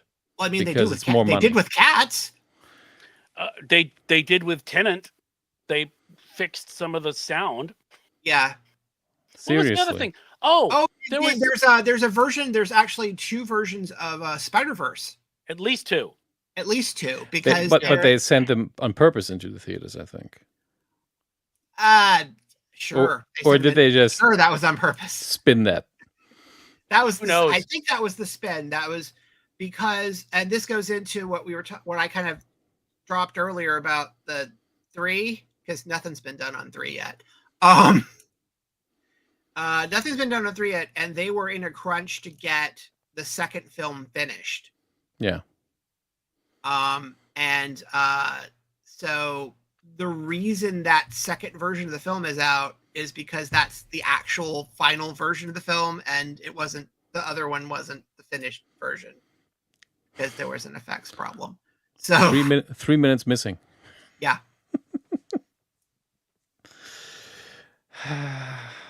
Jesus. but it's like Clue. It's Clue now. You can just enjoy enjoy your bonus scenes. I'm gonna go home and sleep with my wife. Oh, what was it? I'd read something that there is actually other. They've now, I don't know if they found them, but there are now other endings to Clue that they actually didn't use. What? Oh wow. I didn't know that. There was a thing that they just came out about and talked about it a little bit, that some people involved in it were like, oh yeah, there's other endings that aren't even out. The good thing about mentioning Clue is that I now have to think about noises off. I don't know if you've ever seen that. Oh yeah, so That's- good, That's brilliant. so good.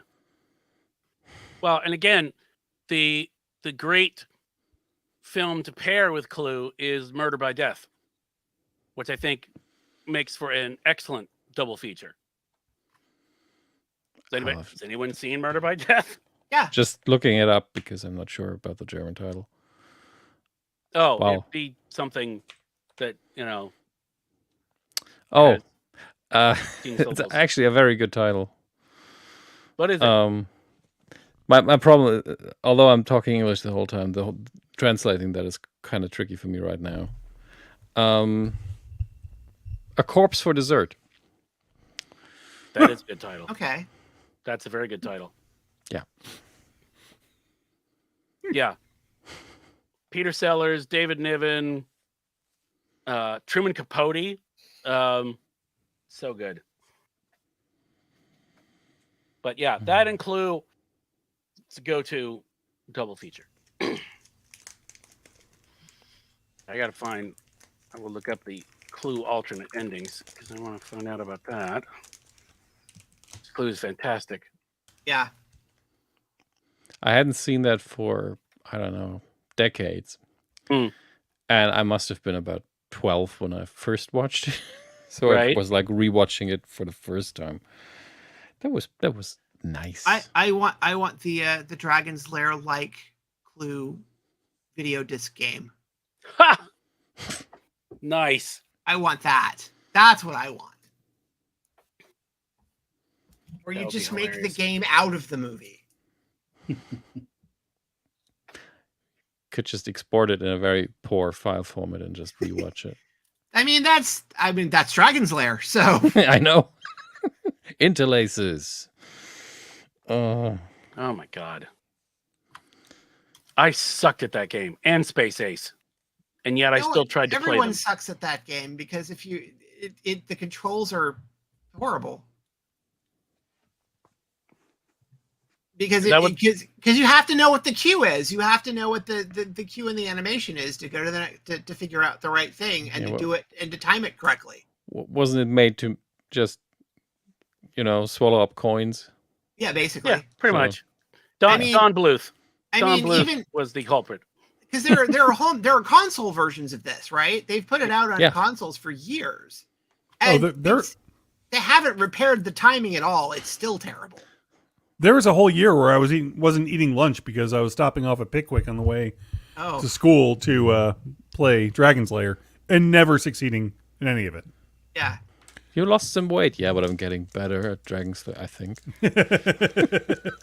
I've gotten to the third screen, man. Yeah, that's, Two- I've 200 gotten to the bucks in. hallway. that's like me. That's like me. Has anyone seen Mission Impossible? No. Oh, the new one? No, not Okay. yet. I actually tried to go to the press screening, but stuck in traffic. Oh. That was horrible. And I had to then I watched Secret Invasion on my mobile phone. Wow. I mean, I was standing still. It was really 5 cars crashing into each other on And the, it on still the looks Autobahn. bad on the Wow. phone. It was very dark, and it was a nice bright day outside, horrible sunshine. So I was like, I think it's Sam Jackson. So you never got to see Mission Impossible then? No. No. Oh my God. And I want to see it in English, so I will probably see it when it's streaming. It's pretty. I mean, you can get a lot of English screenings nowadays, but also there's people. Yeah, there is Well, that. people are always a problem. We actually had, I don't know how it is in the US, but we had in the past 12 months a couple of movies like Smile, the horror movie, Yeah. where a lot of audiences were really misbehaving, where they actually had dares to shout or throw stuff around and use their mobile. And it gotten so bad that a lot of influencers were like, please shut up in the movies. And I've been saying that for years, and it wasn't that bad when I first did it. So You know, don't know normally what's when I go going to normally when I've gone to stuff, the audience is pretty well behaved. good. I mean, there's certain ones where you go to Endgame on the first night and people like lose their shit when Panther. I'm disappear. fine with them being engaged. You Mhm. know, Would- if they're like yeah. yes, and they're laughing and stuff, that's fine. And it's very traditionally was very untypical for Germans to be like that. Yeah, They would laugh at comedies, believe it or not, but they wouldn't be like, yeah, fuck him up or something. I've mentioned this on the show Um, before, but my favorite thing ever was watching Return of the King, and when Sam takes Frodo up the mountain, people started the Rudy chant in the theater. Yeah, that wouldn't happen in Germany It was because fantastic. nobody here watched Rudy, That's great. including me. Here's what's funny: learning that Sean Astin is a SAG negotiator. Nice. Yeah. So I was just like, oh, well, there's just That makes something about perfect Sean sense. Astin. Yeah, exactly. But there's just something about Sean Astin that you just go, oh yeah, I trust that guy. Although, is he in the Directors Guild too? What did you I don't direct? think so. He's I know, directed TV. I know you Okay. don't want to fuck with Fran Drescher. I know that we've all Yeah. learned that this Yeah. week. It's like good cop, bad cop. Yeah. I love it. It's like That's a show wow. right there. I mean, if she really wants to get them Together they fight to crime. capitulate, just do the nanny laugh. That'll make them all give up everything. He had 10 hours over the speakers. Put that on a loop. Yeah. Yeah, this is what was it? I heard that I think it was Universal pruned all the trees in front of the studio so that there would be no shade for the strikers. Yeah. Wow. So I'm like, I hope- yeah, absolutely play the laugh on a loop for 10 Yeah. hours. Well, I hope they took a shit on their lawn, really. Well, It was- I think what was it? They pared the trees back, but also they took away a portion of the sidewalk because they said they were doing construction at the studio. Sure. Of course they were. So, That's freaking insane, dude. well, they are behaving like bad cartoon villains. Yeah. And I don't understand. You know what? Well, they did it to themselves. Yes, exactly. It's And like, A, the pay structure, B, Yep. the erosion of network television, and then the erosion of cable, and then the we haven't figured out what we're doing with streaming, but we're just going to throw tons of money at it and hope for the best, but then not pay anybody. You know, and this Aside all from starts themselves. Yeah. yeah, and this all starts because had they have just left sort of the agreement, not the agreement with the actors, but the agreements that they had with Netflix. So, because this is basically what's their demise is all this streaming. They all thought they could do it better, right? They didn't realize that then you have to supply the content. Yeah. You could have just been licensing it and kept your old model. Yep. Kept cable, kept everything. By the way, they're going back to because Yes. because the DC animated stuff is going to be at Amazon because Amazon And Iger's talking about licensing some of the stuff out. Yeah. Right, and that was probably their best plan. Why they decided that they could do tech better than the tech guys, I'm not 100% sure. I mean, I guess I deal with it every day at work, but the idea Well, that if you're getting into a money war, throwing money at things, you're not going to beat Apple because Apple's got billions in reserve. Yep. And Right. none of the other studios do. And if Apple really wanted to make some noise in this, they have the money to throw at things to do. That's but Apple's kind of- doing Well, Apple's doing the sports angle because Apple is getting very into MLS, and they're really hoping the investment in Messi is going to work out for them. well. Apple is doing what Apple does, which is they curate everything. Yes. Right. And they're There- playing you- the long game. Yeah. Yeah. You can't. Yes, they are. You look at their. Well, I had their subscriber numbers up. They don't really release them. They're estimated at 40 million, which is They're which also is not ranked using a back catalog. They don't 9. have a back catalog to pull from. So right. And so they're doing the Apple thing, which is just where everything is going to be curated to us and everything else. And so they're sort of that's what they do. And there's very few things on their platform that you could say is garbage. The example I used earlier was like Netflix has a lot of good stuff, has some good stuff, and then a lot of garbage. Right. The thing I really liked from them was the Fletch thing that John Hamm did. Mm-hmm. I really That was liked Apple? Yeah, that was Apple. Yeah. I know it went to Showtime when it was because Yeah. By the way, but it that was a was- good film. I like that film. The worst yeah. show on Apple is probably just average. Yeah, It's not the title of Right. the show. It's just but I know doesn't get they're worse. making. Literally called just average. But This I is know- just an average show. On But I Apple know the TV. play that Apple TV's doing with sports is they're kind of starting to wade into MLB with Friday night games.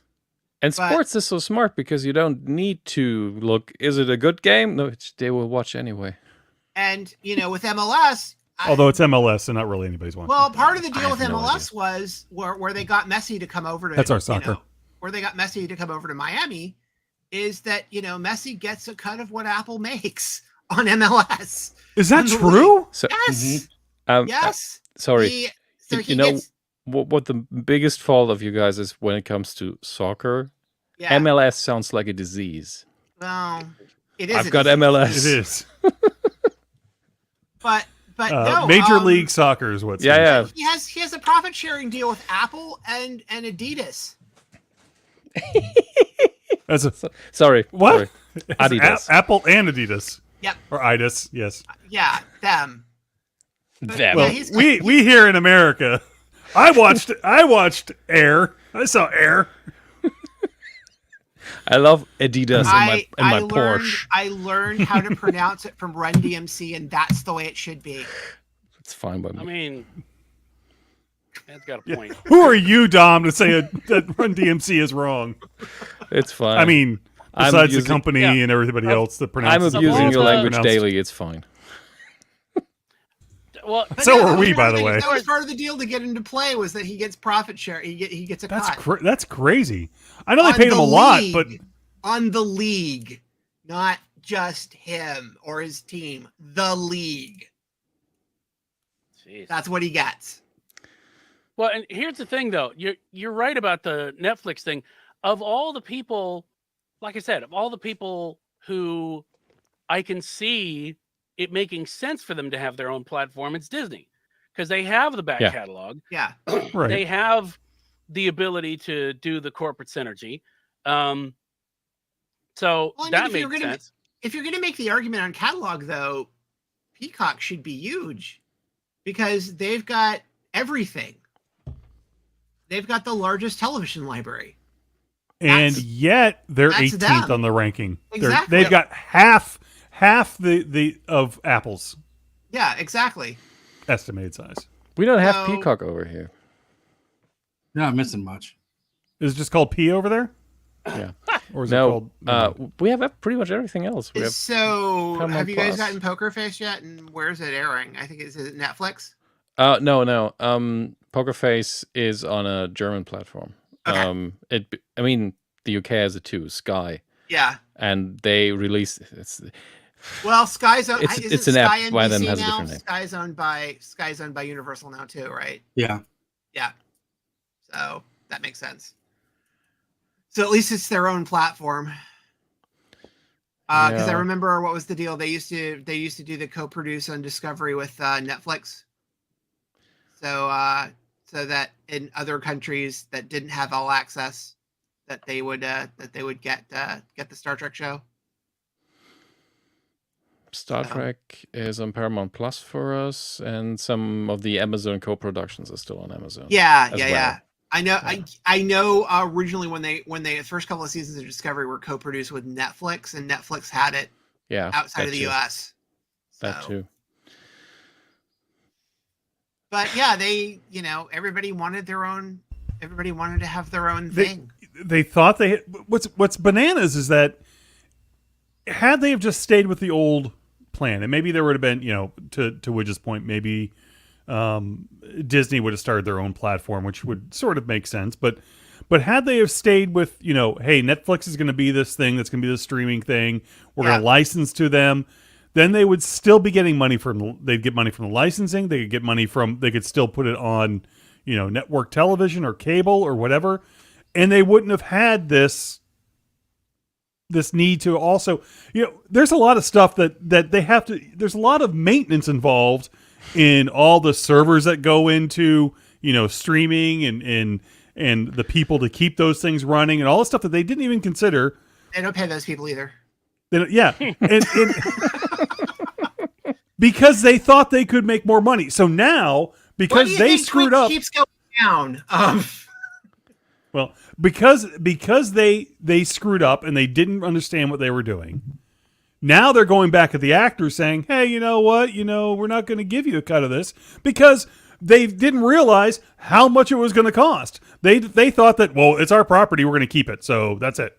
Well, I Well, think in the other. and all the executive salaries are still going up. Sure. Oh, yeah. And Yeah. there's all the shareholders that need money, so they're just screwing the people that they can potentially screw. So here's here's one of the interesting things about all of this. So Scarlett Johansson, remember that whole thing? Yeah. Yeah. With Disney? Yeah. And one of the films she's producing, Mhm. Haunted Mansion, it's coming out in a couple of weeks.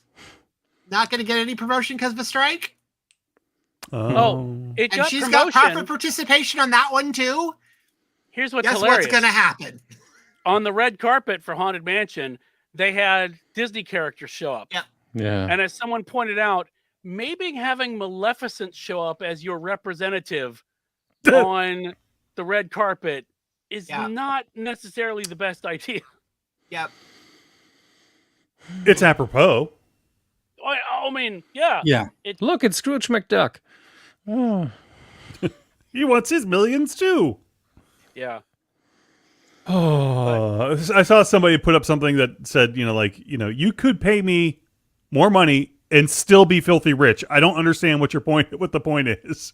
Well, and here's the thing that I would like somebody to do, and I don't know what the numbers are that you would need to do this, but to basically say, for example, and I'm making shit up, like if you had, what is it, Iger's salary is 27 million, and whatever raise he got since over the course of 3 years or something, maybe that's, I don't Well, know. he left and With- came back, so that's. Well, he left and came back, but like with all the perks and everything else, They let's didn't say pay he's making, Chapek that much. what's that? Whatever they were paying Iger, they weren't paying Chapek that much. Well, but basically the point being is that let's say it's like $10 million. Yeah. That's what, with all the perks and everything else that you've been getting, you made an additional $10 million over the last 3 years. I'm curious, how much money would it take to actually just make this go away? Like with the writers, to give them what they want. What's the price? Didn't one of the WGA press sheets actually have that figure? They might have it. They might have it. But I'm just curious. They did that based on, I think they did that specifically based on Iger's salary. Where it was a, like, what was it, 5% of Iger's salary was enough to cover everything they were asking. Well, there you go. That's perfect. Or like, do the same thing I with don't that. know if that's the exact figure, but I remember that there was a stat in the writers, and one of the writers' strike information packets that were basically talking about X amount of these salaries would actually cover everything they're asking for. Monetarily. Yeah. It wouldn't solve the writer's room. I think the thing with the writers is that's the problem is probably the writers' rooms, because they want to get rid of those. Well, Good luck. Is it that they want to? Well, who wants to get rid of it? So the studios want to get rid of the writers' rooms, having ChatGPT. the writers present to break the story while the show's in production. Okay. They don't want that. What they would prefer to have is the pre-room, where is basically a writer's room, except they're only paying them scale and by the day. And then once the show's and once the creator has the show and they've greenlit it, then they let the room go. Oh, that's a brilliant idea, really. No, but here's what's funny, is that in theory, if you're talking about something that's 22 episodes a season, that's stupid.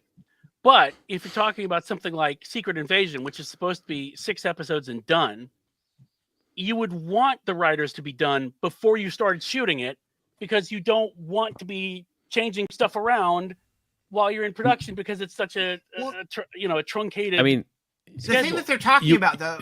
You were right, but what happens if they need a writer on set? Well, but I agree that you would have something in place for that, but part of the problem is they can't get rid of the writer's room that's there during production, because they don't give them enough time to write the fucking thing to begin with. Yes, absolutely. So they're as with most things, exacerbating their own problem. But I think what they're saying with the pre-rooms is that the writers then don't get to go to the series, and then they don't learn the other things they need to learn to write television, because they're not on set. They don't know the rest of the process. And also they're not being paid. They're not being paid to do the pre-work. They're being paid scale, and then they're being let go even before the show's being made. But so this is when the show's being developed. This is technically part of the development of the show.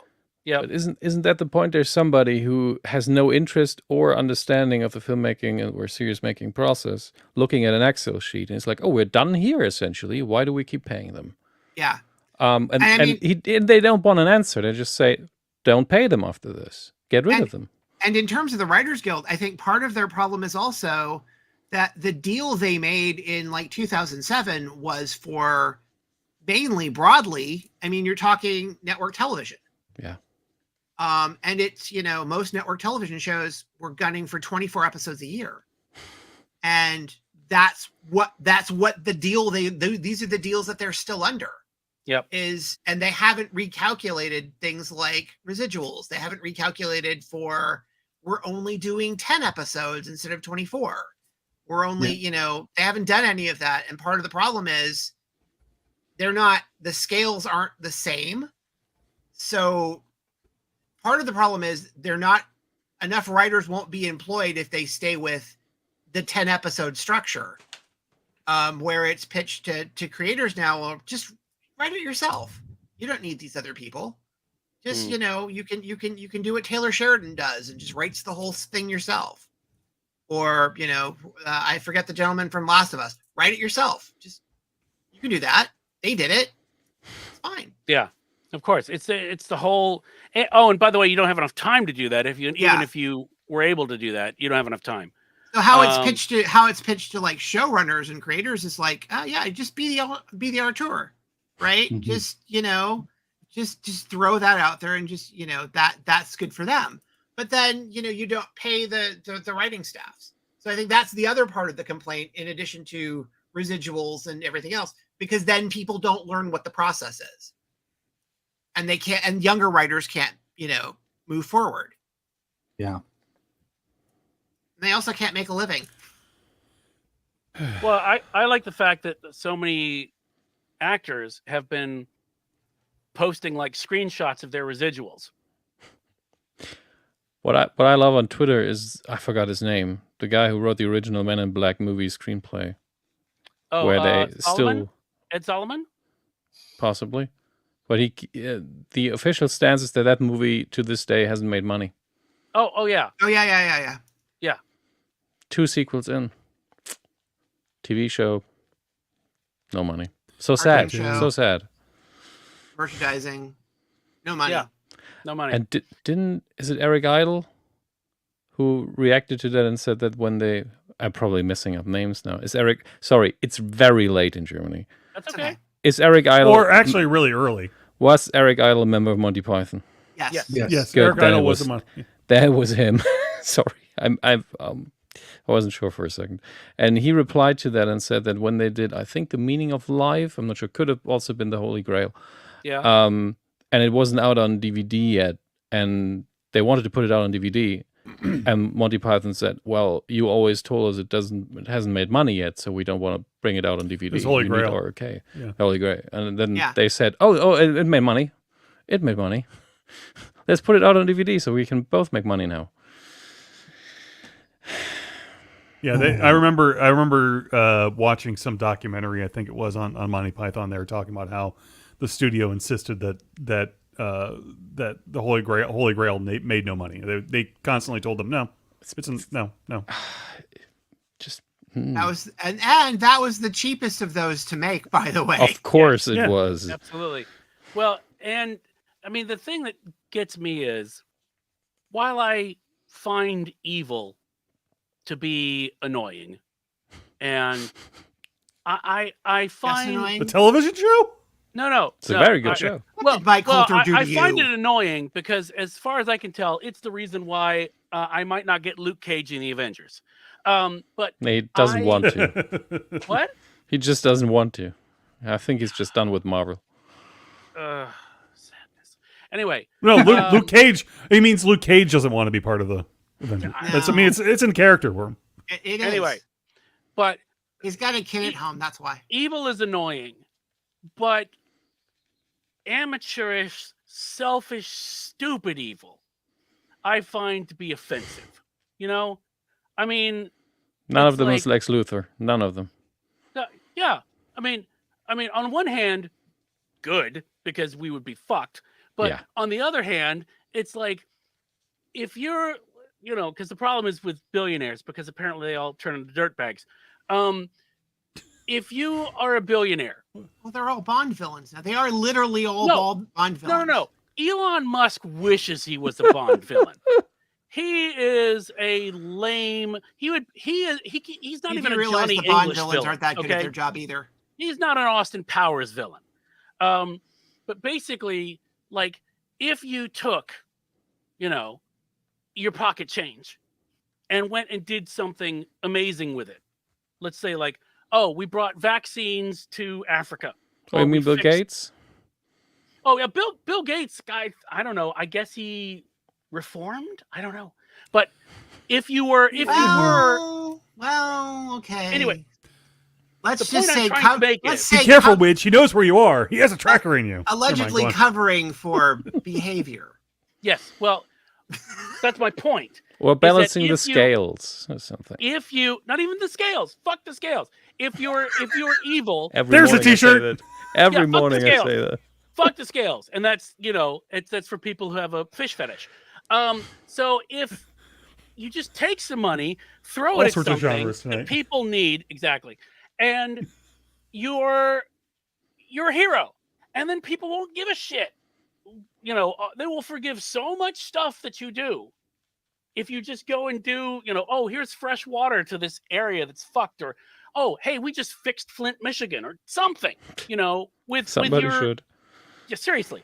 But it's like, why don't you just do that and then go be evil over here, and no one will give a shit.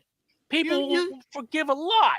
You but can clean nobody up does. Flint and still screw Twitter over. It's fine. Exactly. Nobody cares. Just go. Ugh. Has anybody watched the other two? No. Max. I've been meaning. I mean, it was originally on MTV, but yeah. it's on Max. It's a very funny sitcom, but there's a bit in there where the one of the leads is trying to date new people, and she decides to date a billionaire, and he turns out to be the psycho. And then she says, I'm going to date somebody else that's not a billionaire. It's a tech guy. And he's like, okay, not in the industry, blah, blah. Okay, great. Dating him. And then he gets a call. Well, she's off at the bathroom. And as soon as he comes back, he's sold his company. He's a billionaire, and he's turned into the psychopath all of a sudden. Yeah. Nice. Although there's a rumor that show got canceled because of the bad behavior of the two leads. Yes. Well, it's interesting. It got canceled. Yes. No, not because of the two leads.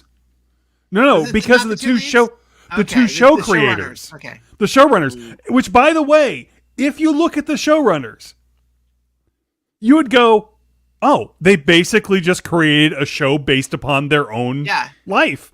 Because, and by the way, the two leads are horrible people. Okay. Could you define bad behavior, because that covers a lot of ground? Oh, I think they covered it was a lot mostly of ground with the reported bad behavior they were doing. It's a lot of yelling at and belittling people, especially the writers. Oh, there was apparently some. Well, it goes a little further than that. Apparently, there was a lot of harassment and some improperness and improprieties. Okay, we're going on a 9 now. Not a 10, but already a 9. I was hoping for it wasn't. 3, they weren't great. It is a funny show though. And by the way, you can see how if they were like that they wrote it into the show, and it's they are horrible. They're horrible people you're saying Larry David is actually a horrible person. Well, maybe. But here's the deal. Here's the funny part about that. The show ended. I mean, he's probably a perfectly fine person. He's just grumpy. He's just Bernie Sanders. That what do you call it? The way that the show ended before they were canceled, what they wrote was actually an excellent ending for the show. It's really weird because normally you would not get that sort of closure, but you got a lot of closure in the last episode. And that was it was already filmed and ready to go and everything before they actually got canceled. I don't think they actually intended for the show to end. Yeah, I don't think they wanted it to end, but yeah, it Where was it airing, you said? Where was it? It's on Max. You said it started on MTV, but it started on MTV and had no following whatsoever. And then because the basis of the show that MTV don't have a following, but that's MTV. I just heard that like MTV News is closed down and a bunch of other stuff is just recently closed down for MTV. Outside of the strikes and everything else, it was just basically basic cable is just disappearing. Although it's funny though. The challenge is going to be one of the things that helps plug up the holes from the strike. Because the challenge is moved to CBS a couple of years ago, but they're running the challenge. Oh, those real world road rules people are still getting jobs, still doing stuff, right? Still doing stuff. The premise of the other two, by the way, real quick, is just, and why it was on MTV, I believe, is because it's basically a story of a Justin Bieber younger pop star who just hits big, right? And he has two older, like by 15, 20 years older, siblings. And so they've been in the industry and they've been trying to become actors and agents or whatever. And of course, then the kid just hits it big on YouTube or whatever and blows up. And so that's why it's called The Other Two. It's the other two siblings. So that's what I think was the appeal to MTV's audience, was that's sort of a, that's kind of in their area, but it didn't get any notice there. But it's actually a really good show. Yeah, I get it. The creators are dicks, But what I'm learning today is that there's lots of dicks out there. Yes. That's another genre. Another of porn. genre. It's Dick's Olympics right now. That's what it is. Dick Olympics. Dick I'm Olympics. still surprised when I hear that MTV still exists. I am too. I keep forgetting they still exist. I think they're pay I- TV over here. I somehow- And speaking of which, that reminds me, because speaking of the writer's strike, the 11 writers of ridiculousness get to be guild members.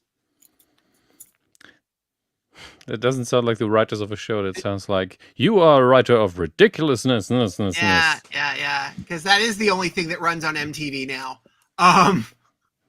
But it's basically America's Home Videos, except if like all of them are like, you know, dick shots and people having clothing malfunctions Jesus. and things like that. That is basically what that show is. So- and there's 11 writers. That show has 11 writers. Are we beyond idiocracy now? See, I thought that was a reality show about Congress, but okay.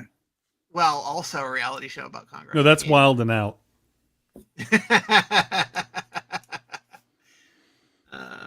For some reason, YouTube has started giving me clips from Wild and Out. I've never heard of the show before until just recently. Of what? What is it? The Nick It's Cannon show. Nick Cannon show. It's actually sort of, the premise is interesting if it wasn't for the production value of it. It's supposedly what, improv comedy and It's improv hip hop comedy. yes. Okay. With It's and some of it's as improv as Whose Line actually is. Let's be Why- honest. why is and it- that was going to be my next question. Does Whose Line's writers, do they have to be? Why isn't it called Yo and? Hey, I now. don't know. I honestly, that wasn't a joke. I think it's a better title. But at Wild and Out, yeah. So they've started giving me clips for some reason. I have no idea why. That's the other thing. I have a question for you, Dom. Do all Germans just take their bike, go up to the top of the mountain, and just let it roll down with their bodies on top of it? Because I've suddenly started getting all these mountain bike videos too, where they're at the top of a mountain and like 3,000 people just all decide to go down all at the same time through these narrow little paths, and they're just like, it's bananas. But they're lying on their bikes? Well, no, they're riding them, but They're they're- flicking the bikes down. How likely do you think They're defying my gravity. it is that my answer is They're going to be living on the yes? edge. Seriously, no, it's not. It's not. But it seems like a crazy. They're literally inches from death, going That's at like that's another porn genre. they're edging along death.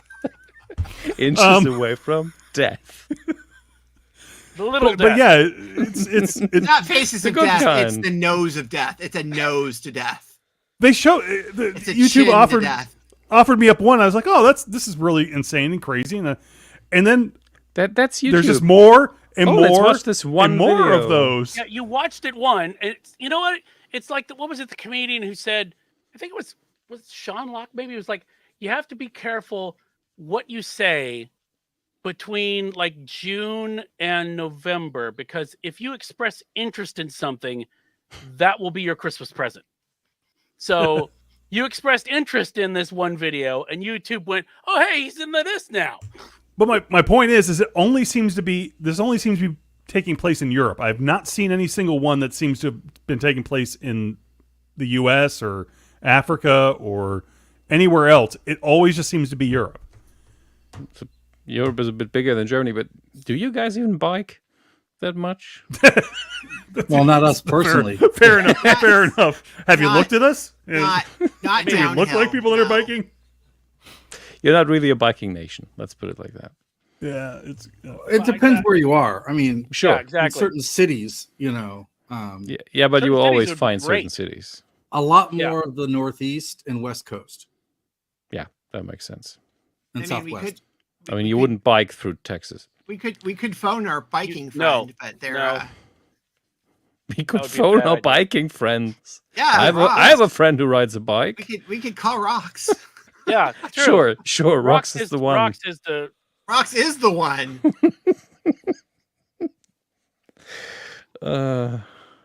Jesus.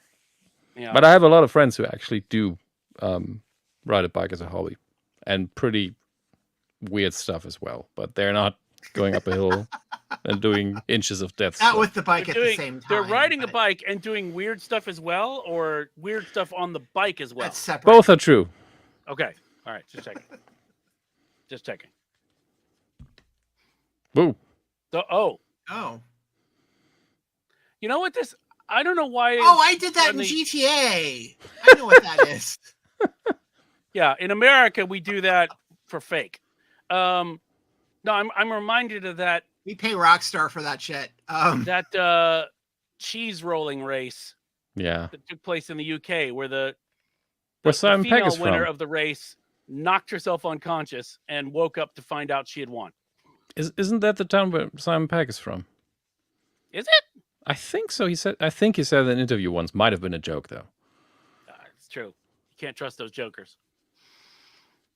I think they normally do it like on what do you call it, ski resorts in off season, but it's just What, the bikes or the It's- cheese? Yeah. Yes. The bikes. Okay. Also the cheese. Whoa. this was, by the way, what you're seeing here is pretty tame. I just happened to find one that just was in my queue. Other ones, it's just like literally they're on ice going down. I went to the motocross on ice once. It was the weirdest thing I'd ever seen in my life. Well, yeah, but instead of what we do with ski slopes is stuff like Action Point. That Like fair you've seen enough. that Action documentary, Point? right? Yeah. Yeah. Yeah, the park in New It's Jersey. in New Jersey. Yeah. The park that was in Oh. it was Action Park. The park that was in New Jersey, where it's That's a a great ski documentary, lodge. by the way. It's a ski lodge. It was a ski lodge in the winter, but in the summer, they made it into a they made it into a park. They made it into they made the ski slope like a track. They made it like one of those roller coasters, where it's the loose roller coaster, but you sit on it and it goes down the hill on its own power. I'm not describing this correctly. I've not heard of But this at it's- all. It's basically, there's two things. There's the thing on the track where it's basically the car that you sit down in and let the brakes go and you're just going down the hill. And then there's the thing on the doorstep, which is the There's Lovecraft the thing on story. the doorstep, yeah. There's also the head on the door. And then there was one that was just a slide. Okay. Where it was just a large slide where you went down. They also had untested water slides that looped all the way around. Okay. And That- there were The name of the documentary was Class Action Park. yeah. Oh shit. That doesn't Because- sound good. Yeah, The guy who owned the place built the stuff himself. He didn't like have engineers or anything. to Yeah, figure it out. was- He just Oh, wow. made this shit himself.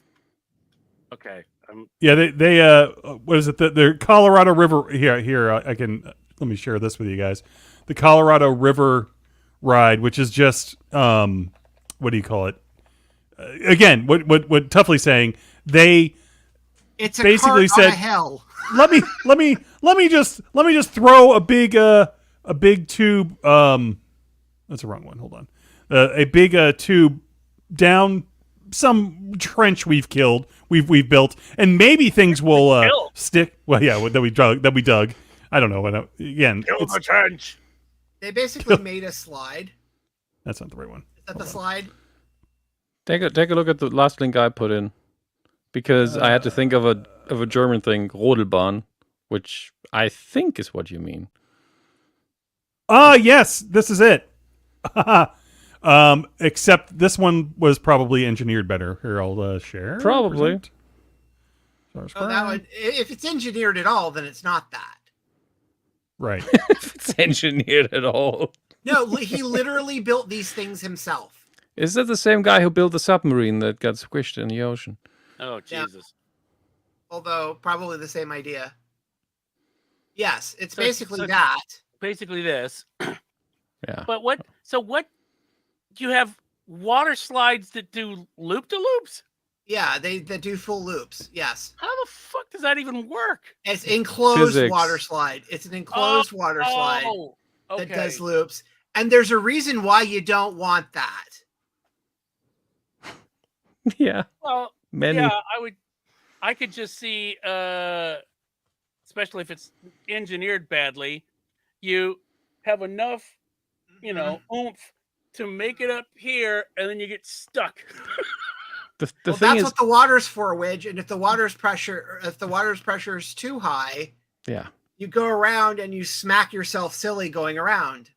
that's the thing. You need a certain speed to get through, Mm. and it shouldn't be faster. And if you're slower, you fall down, and you're stuck there. So everything is awful.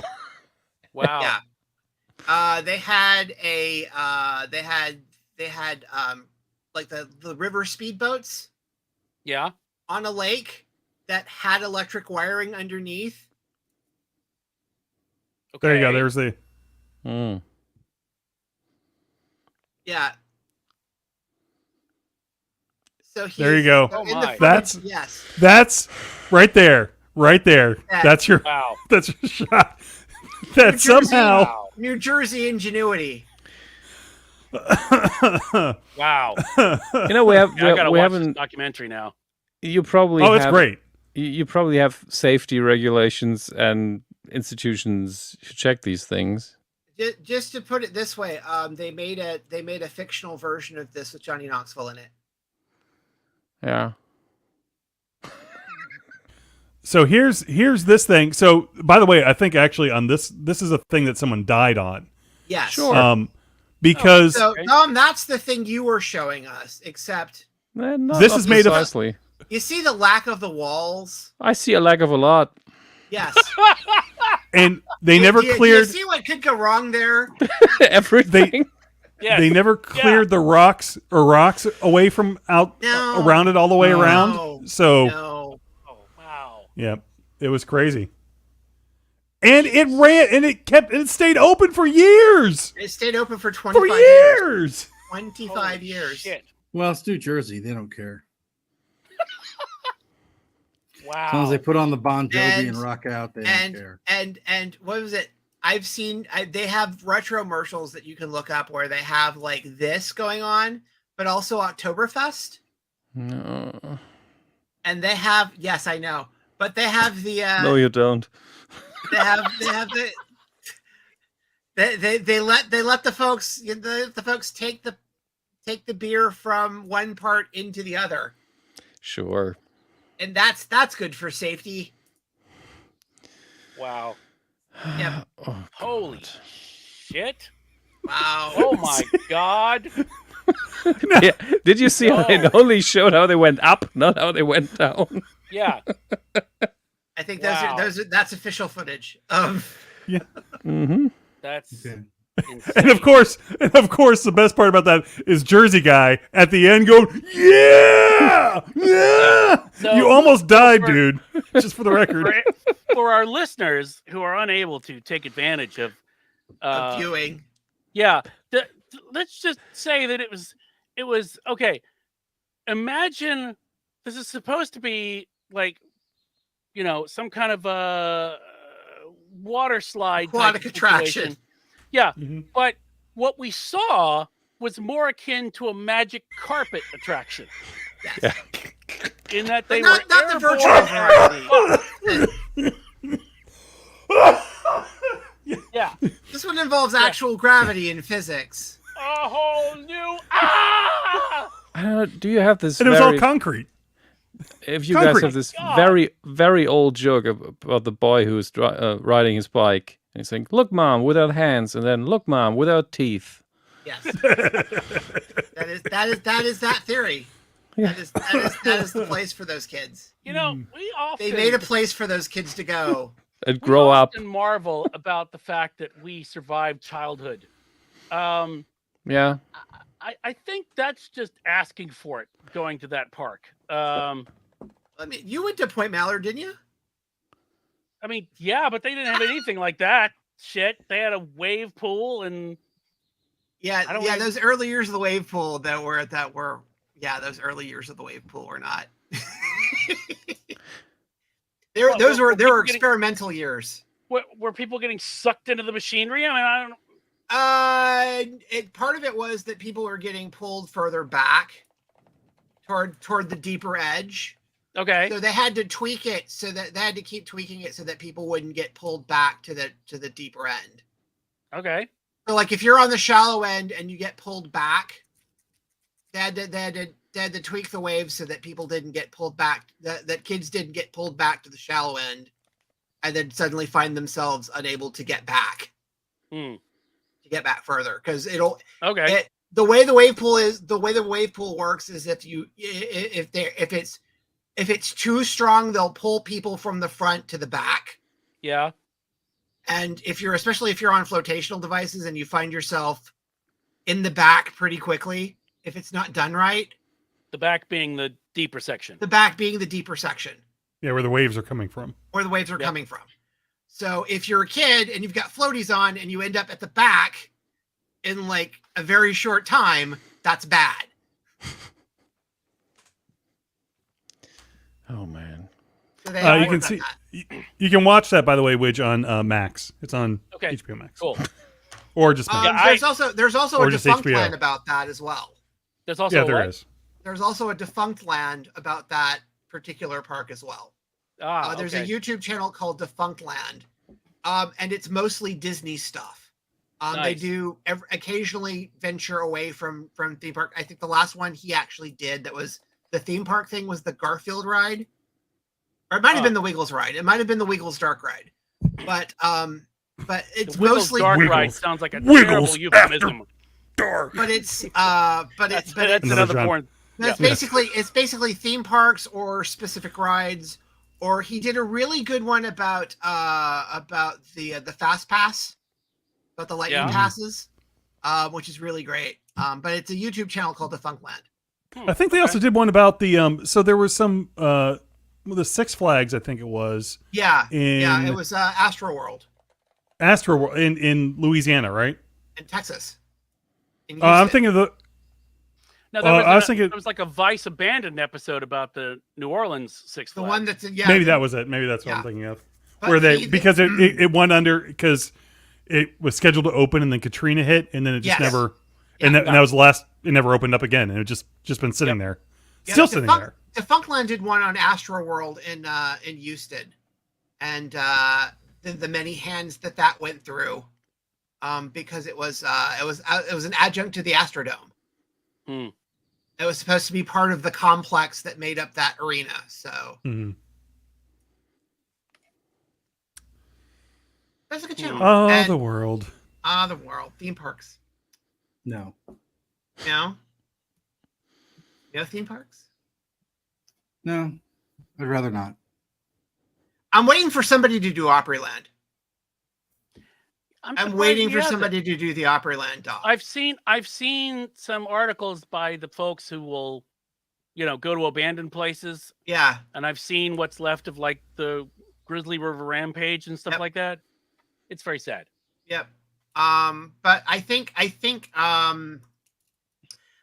the only thing that's gotten close is the Tennessee Public Television thing that they did on Opryland, like the 20th anniversary of it closing. But I'm waiting for somebody to do like either Chaos by itself, because that by itself is a damn story. Not the building of what Opryland had to go through to get Chaos, and the things they had to do to the ride afterwards, because things like people would fling glasses into the center and things like that. Lovely. Because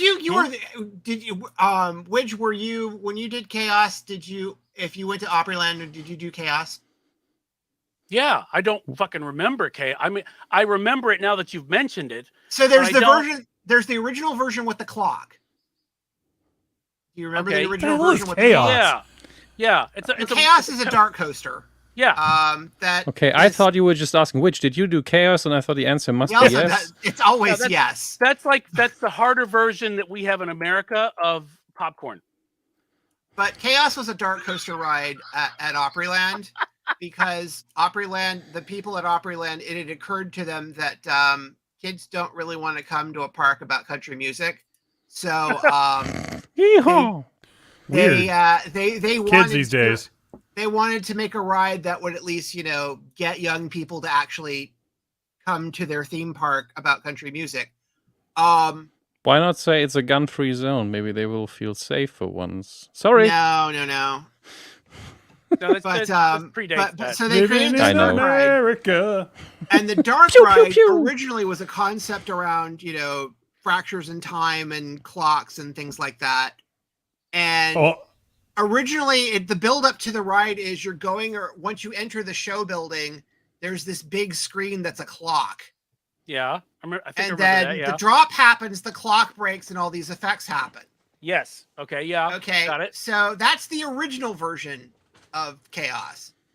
What happens is because they gave you these glasses that you were supposed to wear during the ride, Yes. and the glasses fell off and they would fall on the screen. In addition to like people's hats and cups of the drinks they had in the wait line. Yes, that. So when the drop happens, the clock's supposed to break, and then all the effects are supposed to happen. So Right. that's the original version of the ride. Okay. Because they didn't want to have people cleaning the screens, because cleaning the screens would, I guess, the number of people that could get through the ride in a certain amount of time was delayed by the fact that they'd have to clean the stuff off the screens. Yeah. So they changed the ride to have some sort of freestanding effect at the bottom of the chamber. And I don't know if you ever rode it after the clock. I think I did. And it was like a little, they turned it into a reactor at the bottom. And then there was like a little monster or something at the end on one side of the reactor that was a jump scare. Hmm. And that's what they changed it to. But the original version of the ride was the clock. We are just watching the trailer, and it looks like Bill Murray's character from Scrooge had it edited. Yeah. but there's an interesting story about the amount, how much money they paid for this ride, and immediately like taking the focal point of the entire focal point in the theming of the ride away because it was causing too much of a wait between rides to clean the screen off. Yeah. This was interesting. I just saw when I looked up Chaos, rides from Opryland were purchased by Six Flags. Yeah. And moved. There's elsewhere. a version of it. There's actually a version of it. I don't know if it's still operating. I think it went away in the late 90s, but there's a version of it that was operating. An exact duplicate of it was operating in Europe. I think somewhere in Germany. It's always quite a Germany, while. Dom. Dom, it's always Germany. Just so you know, we It's think okay, all of fine. Europe is Germany. Makes I it think easier. it is Germany, but I'm just gonna, I'm not. looking We it have up. some terrible theme parks here, so could be. Is there a Hasselhoff land? I mean, we got No. Hollywood. Don't. I mean, we have Eastern Germany, which he liberated. So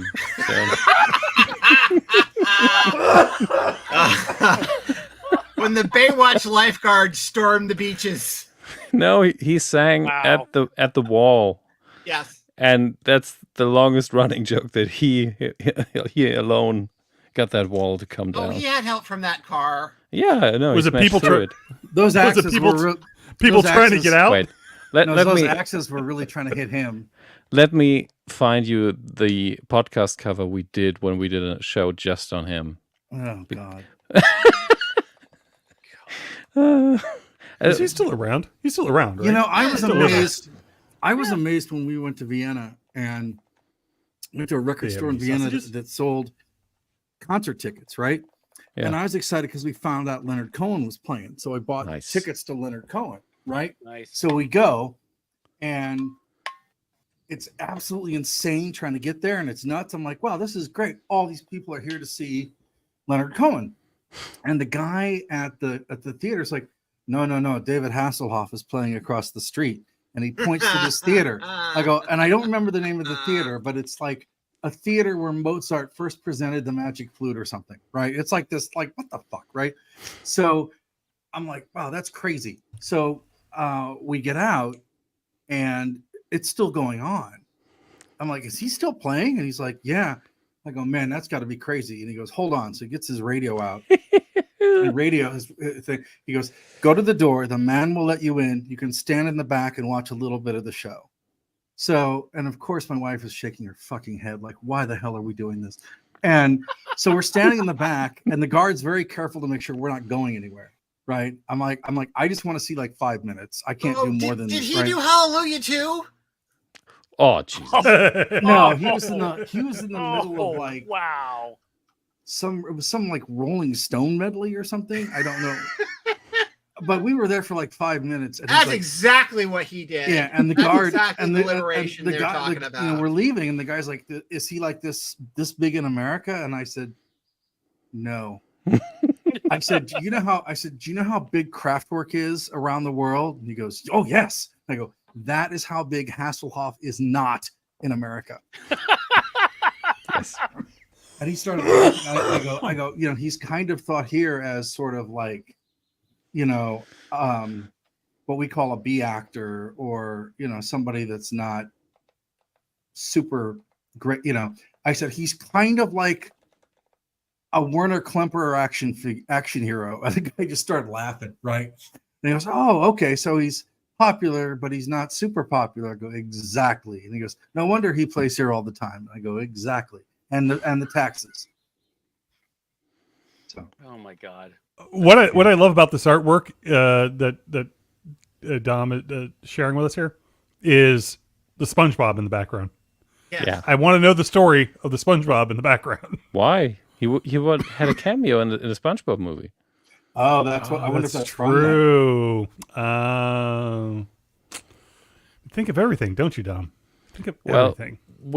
There was not much to go on, actually. Everything we could find on it, desperate. people would recognize we put on We the were cover. desperate. I mean, he is a phenomenon in Germany. No way around it. And I know that I reviewed the very nice concert way I of went to putting here. Yeah, I mean, the thing is, when he's on stage, he's working his ass off, and I need to respect that. Oh, Yeah. yeah, and You know? I don't doubt that at all. I have heard that he is like just super like balls to the wall 2.5 hour shows, and from what I saw, you know, he Don't certainly had, encourage louder than war. They will send you to one of these. Don't finish that sentence. I just didn't hear anything. I will gladly donate to that GoFundMe. I'd go see Days Hasselhoff with Dom as long as he brought some booze.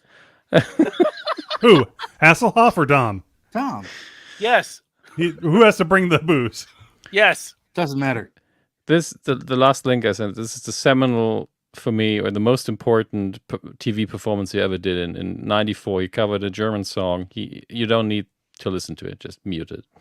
Mhm. But what's important is towards the end, when he's done, and all these women from the audience just swamp the stage. It's incredible. Seriously. I don't know who the German singer is, but he did a cover of "You Don't Bring Me Flowers" with some German singer that is just frightening. So, You mean Hasselhoff did? Yeah. so listeners, we are being pelted with some sort of Well, silent you know, Hasselhoff eventually it all comes back to performance. Hasselhoff, Silent Hasselhoff, the only a- Hasselhoff. and he's Live cosplaying Han production of Solo. Do, and then No. I am assuming that after this he does a live version of Host. No, it's well, no, Widge. It's a live action of Mr. Do. I'm Oh. waiting for David Hasselhoff's a night of KMFDM. Oh, that would be Oh, great. did he do the goth record? He did the goth Yes, album, he didn't did a goth album. He did a couple Cure covers, and yes. Yeah, Why are you ruining this for me? he did it. He did it. The- He did a Sisters of like a Sisters of Mercy song, and But you know what? He sang better than Sisters of Mercy on their last tour. So, that's Ooh, true. Hello. But that's a low bar. man, look at that fancy golf. That's like basically a golf mat. Uh, That's the red carpet they put on the. It's that's green the, though. Well, yes, but that's the Oh my god. it's the turf. It's the He turf was they being- put out. It's the turf they put out at hockey games to cover the ice when like the military presents the flag. Tuffley, this is what would happen to you if you did a radio show. Look, there's a kid. Yes, there are people who would just Oh. mob me Oh to my death God. for destroying radio. Oh my god. Yes, that Oh. would be. It's terrifying. And Oh, I now want we're- that. Oh, look at this. Oh my god, listeners. You- I need wait, that. wait, you've never seen that jacket? No, I need the scarf. Not up too. close. I've seen this performance. I've not seen the jacket up close. You like have that. seen the jacket before. You've had a Christmas tree.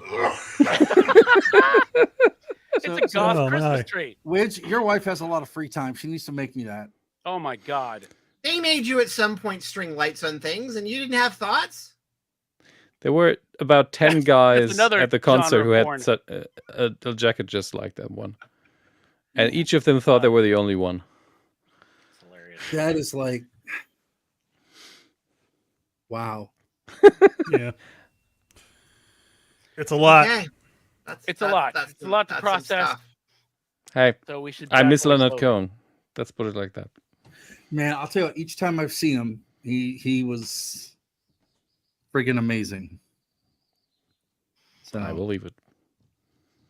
Well, I think we should probably mosey towards recommendations at this point. Yeah, it's almost I think 5 once we a.m. cross the It's Hasselhoff dawn barrier, in it's Germany. almost time for Dom to go to the Waffle House. It's Dom time needs to for go to Dom. bed. Time for Dom to get up from his sleep. We don't have a single Waffle House, I think, in Germany. This is the nightmare Wow. he has to wake up from. Do you have international houses of pancakes? No. Such lies that we tell ourselves. And Oktoberfest not is actually in internet- September. You know, I will say I did What? see an Yeah. I did see an IHOP in Budapest, and I remember saying to Janet, "Wow, it is actually really international." You I guess just you need only- 2 countries to be Although- international. Although Two. wasn't It's the true. IHOP really an Applebee's? You know, I'm sure that when the wall fell, pretty much every third-rate American restaurant flooded into Eastern Europe, right? I'm sure if you I go to don't know. Uzbekistan, they have a ton of grandpa pigeons, right? So, What's your I'm grandpa- pretty Grandpa sure that only pigeons. McDonald's really went all. or Ontario, yeah. No, Tim Hortons. Absolutely. We have a few Okay, Dunkins. so that's all. recommendations. Recommendation. Recommendations. Who's going first? Dom, do you want to go so you can collapse? I need a few seconds to think about what I'm going to recommend. I'm sorry. I can That's go. okay. All right, go, Tuffley. I can run cover. Go. We'll do a little departure this time and start with technology. Ooh. I would like to recommend the Sonos Era 100 and the Ray. The Ray is the sound bar, and the Era is the smaller version of the newest Sonos speaker. And its party trick is you don't need it; just connects over the Wi-Fi to each other, and then they create a surround sound. You can also use these as Wi-Fi speakers that you can stream music from anywhere in your house. Mm. And it's really great. I like them. I've also got I would also like to once again recommend the Xbox Series X. It's a good console. I've enjoyed that immensely. I have enjoyed playing games that don't look with more green, and you can tell the textures in the grass and everything. It's nice. I've also got some remasters.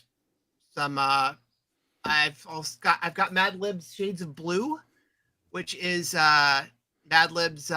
They let Mad Lib back in like 2002 or 2003. They let Mad Lib, the hip hop producer, run wild in the Blue Note archives, and he pulled out anything he liked and made a great record out of it. So that I'll recommend that. That's 2 LPs, and Blue Note just came out with that as a remastered anniversary edition. I'd also like to recommend the Pet Shop Boys collection, Smash. which is their singles collection that was recently released. It's all the singles remastered, and I always thought they were most great. of the singles. Most of the singles. Yeah. Most of the singles remastered, and I always thought they were a great singles band. So I like that. And there's a brimming controversy with that. Is there? Did you get the one with the Blu-ray? No, I bought it digitally because I don't have shelf room, as we've determined, other than records. So apparently the Blu-ray has removed anything that could be deemed offensive from the being boring video. Oh. Yeah. I wasn't aware that had happened. And people are flipping out. Is there still a video? Yes. There's still videos. Yeah. No, I mean, just is something left of that video is the question. Oh, yes. Probably. Okay. So, like, did they just replace it with the TV edit? Is that? I think so, yeah. Yeah. Because I know with, what was it? I know with the singles collection, I believe the radio edits are all BBC One related. That these are all the British versions of the radio edits. Yeah. If I understand correctly. But yeah, I wasn't aware that they were. I also didn't have the video extras, so. Yeah. Okay. Useless fact of the day. Useless fact of the day. I think that was it. That was all I had. Was that enough time for you, Dom? Yeah. Okay. Thank you. All right, thanks, No problem. Also want to recommend Air. It's good for breathing. I thought you meant the movie. I No. thought you meant the band. Yeah. Next time, pick water. Okay. We'll remember. I think it's out for you guys already. Bo is Afraid. I already talked about this today because we recorded another podcast before this. Oh, is that the thing with Joaquin Phoenix? Yes, it is. Yeah, I didn't see that, but I've heard interesting things about it. That's the best way to put it. So is this the horror movie that isn't actually a horror movie? No, it's not a horror movie at all. Okay. It's a mostly horror movie that Joaquin Phoenix is in it, but yes. Okay. It's a very dark comedy. Okay. And it's batshit insane. You will not leave that movie and say, well, that was something. It's just not middle of the road. It's the opposite of it. You might hate it. You might love it. Yeah. I laughed my ass off. It's 3 hours long. It has a few places in there where it's a bit too slow, I think. But it's certainly a very intense experience, and I really, really had a ton of fun. I suggest you all watch it, but don't come to me and cry that it was intense, because it really is. I've heard it's really intense. That's the thing I've heard about. Biggest thing I've heard. Yeah, and there's let's just say there is a middle part where you have sort of a play within a play situation that happens in a forest that is beautifully animated in parts. That takes a long while, but after that you get a lot of really, really strong pitch black dark comedy moments, and also very juvenile humor out of a sudden that I really enjoyed. So you sort of get a reward for sticking with it. But yeah, it really pretty much bombed, but now it's on home video, so give it a try. That's it. Okay. Thank you, Tom. Thank you. Rob, over to you. So, with Bastille Day being last week, what? Vive la révolution. Si. Si. See. Exactly. Yeah. Yeah. This is like European Vacation. Let's just insult all of them. I mean, pretty much all the good parts of France got taken by the Spanish or the Germans. So you might as well. We're looking for sex. That's just not right. Yeah. France gave it back. France is a country with 2 ex-girlfriends. Alsace and Lorraine. Anyway, so I do want to recommend a book called Citizens by Simon Chawa. It's a really great history. It's a really great 1-volume history of the French Revolution. Many of the things in which happened in that kind of relate to today. So you might want to read it just to kind of, bristle up on stuff. as well. And also, I do want to recommend The Ballad of Melody Lee with Serge Gainsbourg and Jane Birkin. It's their fabulous collaboration. Is probably the best thing they both did, so I recommend that. That concludes the French part of the show. Bon. Moving on to infuriating bands that don't have any vowels.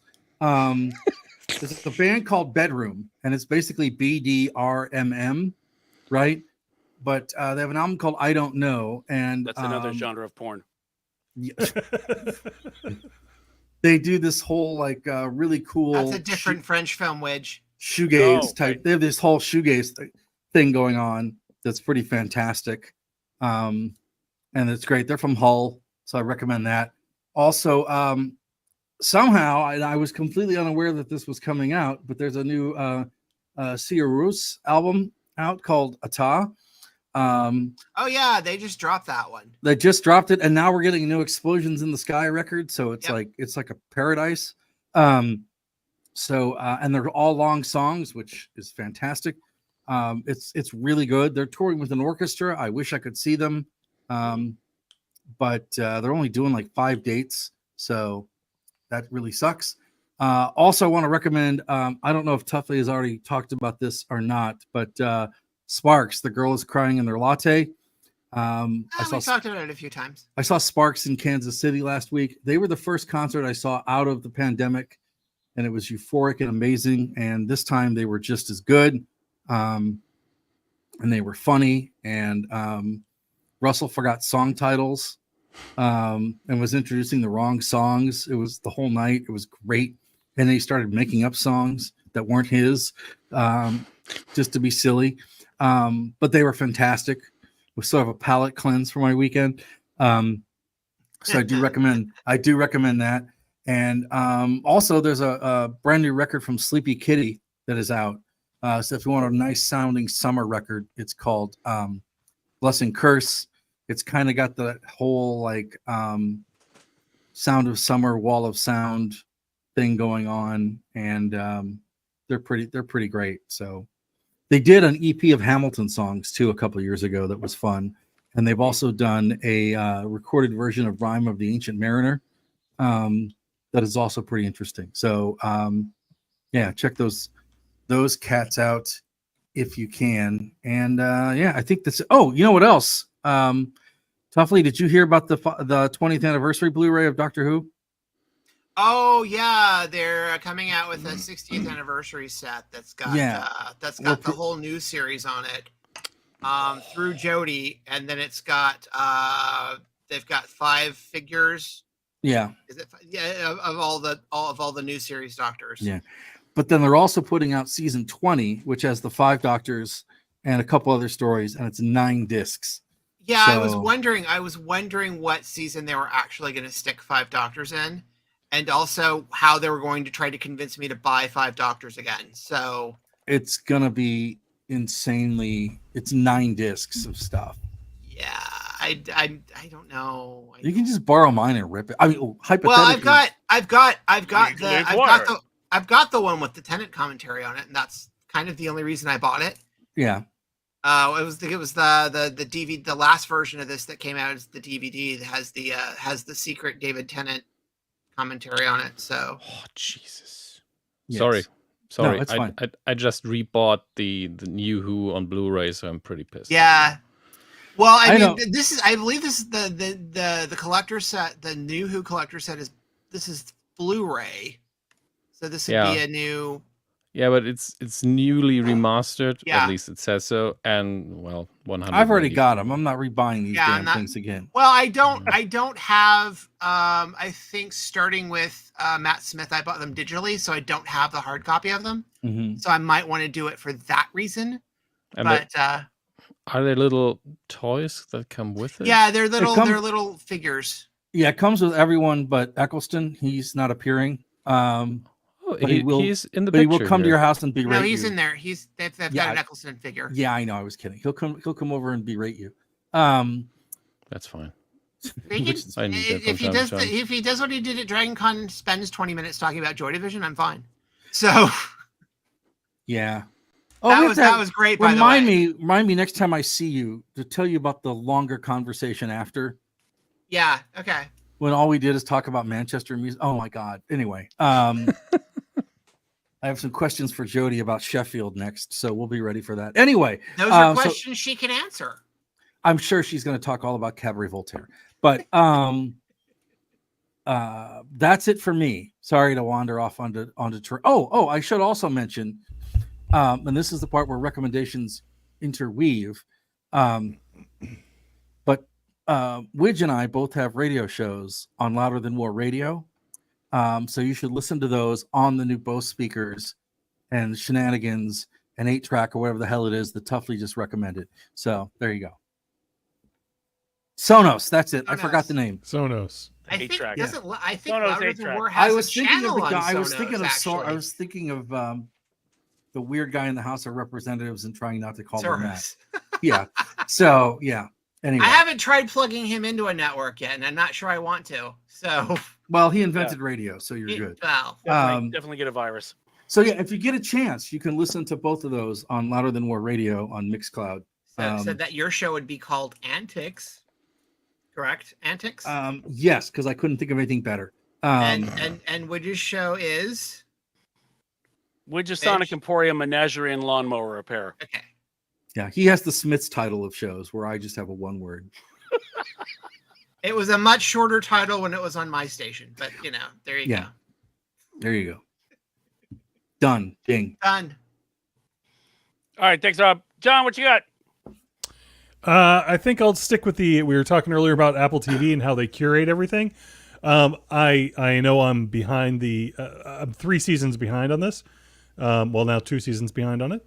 But For All Mankind, if you're not watching it, it's brilliant. Oh my God. Really? Why have you guys not recommended this to me before?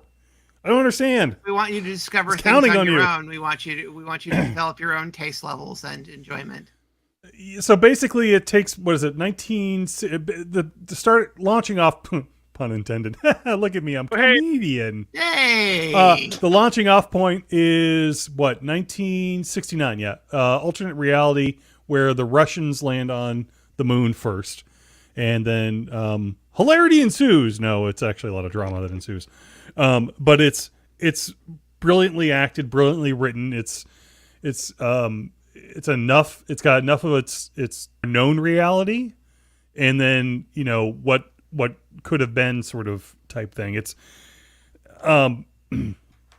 again, I don't know how it took me so long, but it's been mine and my wife's obsession for the last week and a half to burn through these essentially. There's 3 seasons. It's been renewed for 4 seasons. I'm not sure when that comes out, if it comes out this year or if it's now going to be 2 years, 3 years from now because of strikes. But it's by Ronald D. Moore, right? Is that correct in his name? Yeah. Of Battlestar Galactica and Star Trek, the Next Generation fame, as well as a ton of other writing credits. I don't realize how prolific he has been, but he's a showrunner and co-creator of it, and it's brilliant. So I would check that out. I'm sure you can probably get that at needcoffee.com/Amazon. I'm sure they got it on DVD at needcoffee.com/Amazon/ it's on DVD, right? / I think it is. / yeah, it probably is. / buy it there. So, John, over to you, Widge. Yes. Before we throw to Widge, I did. You did hear about that Ryan Reynolds and Rob have bought into an F1 team. Oh yes, I have. Well, I think it's them and Michael B. Jordan. They sort of did. They're using other people to do a TV show. Yes. They're using other people's money to pay for their part of the F1 team. But yeah, they bought into Alpine. Alpine. Was it Alpine? Yeah, it was Alpine, not Aston Martin. It was Alpine. It's pronounced Alpine. Alpine. Yes. It is pronounced Alpine. But it is spelled Alpine. Yes. Did Run DMC say Alpine? I don't know. Yeah, it's essentially Stroll's team. Daddy. Yeah. Yeah. It's daddy's money. And yeah, that's very cool. Again, when I Probably read TV the other show coming soon. Yeah. When I read the other day that that it was not really technically their money, it's sort of an investment group. They're just sort of the faces for it.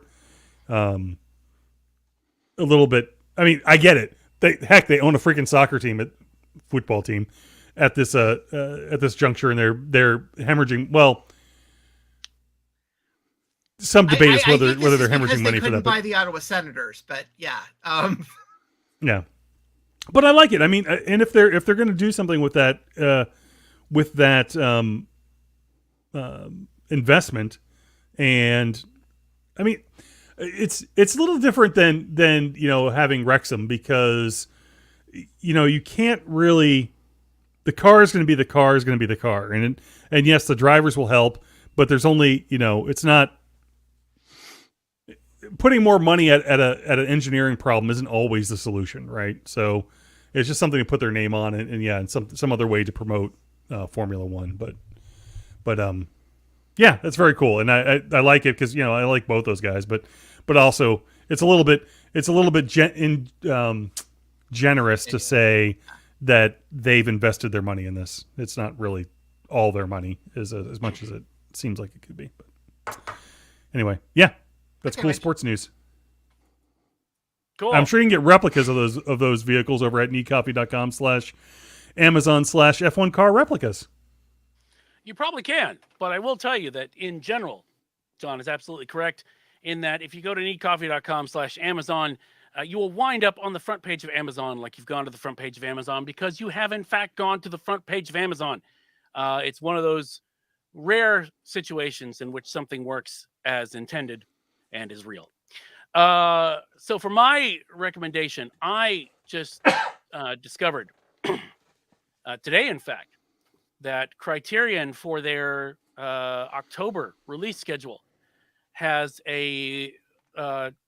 basically a triple set of Todd Browning coming out with Freaks, The Unknown with Lon Chaney, and The Mystic, which I know very little about because apparently it's been stuck as a VHS exclusive for eons, and it's from 1925. So it's Criterion. So Are those part of the 50% off thing now, as of this recording? No. I mean, if it's, I don't know. Because Moon Age Daydream snuck in. The Moon Age Daydream thing snuck in, but I didn't know if those were.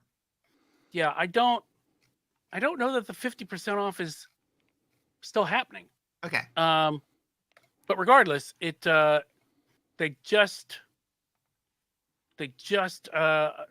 might not have just announced it. I just heard the announcement. Okay. But yeah, commentaries, it's been restored. It's Criterion. They basically trot out every single bonus bit that they can find, and some that they made up. So I'm definitely gonna grab that. And the sale's till the end of the month. Oh, is it? They have a half off sale till the end of the month. But Freaks is only available starting October 17th. But you can pre-order and still get the discount. Can you? Huh. Brilliant. It doesn't say that on the website, but Oh, okay. Well, they let me do that's that when I got a couple things last time. They let me do that. So I got double indemnity. They let me do it. But sometimes the pre-orders are included in the half off, and some of them aren't. Oh, okay. Yeah, I'm looking right now, and there's no mention of the sale on the site. So it might be through Barnes and Noble. Oh, okay, one of those. Gotcha. Yeah. But anyway, I will say this: if it's through Barnes and Noble, then generally what Amazon will do is they will have their Criterion on sale as well for 1 penny less than whoever else has it on sale. So. That's what they're doing with Moon Age Daydream. I noticed. So nice. Okay, that's where that got pre-ordered. Gotcha. And if you want You're welcome, Bezos to earn even less money, you go through neatcoffee.com, because then Witch gets a bit. Yes. We do get kickbacks, and that helps us keep the lights on because nobody wants to be in here in the dark. But yeah, so that's my recommendation. And so yeah, that leads us to the end of yet another episode of Weekend Justice. where we've basically, we got a lot done. We fixed the studios, we solved the strike, Yep. and we discussed sports in some way that I still don't understand. We saved cinema. Yeah, we saved cinema. It's this is just what we do. And if you need our skills to save whatever you're working on, our rates are very reasonable. So yes, as we reach here the threshold of this podcast, and we look towards the future, and yet back towards the ruin that we have created of the last 3 hours, I think it's only fitting that we stare at each other in mixed amazement and say, chaos. Chaos? Yes. Chaos. Tasty, Chaos. tasty chaos. Yes. Bye. Yeah, so there's that. Shall I end the broadcast now, sir? End the broadcast. Bring it to a close. Broadcast ending, sir. Oh!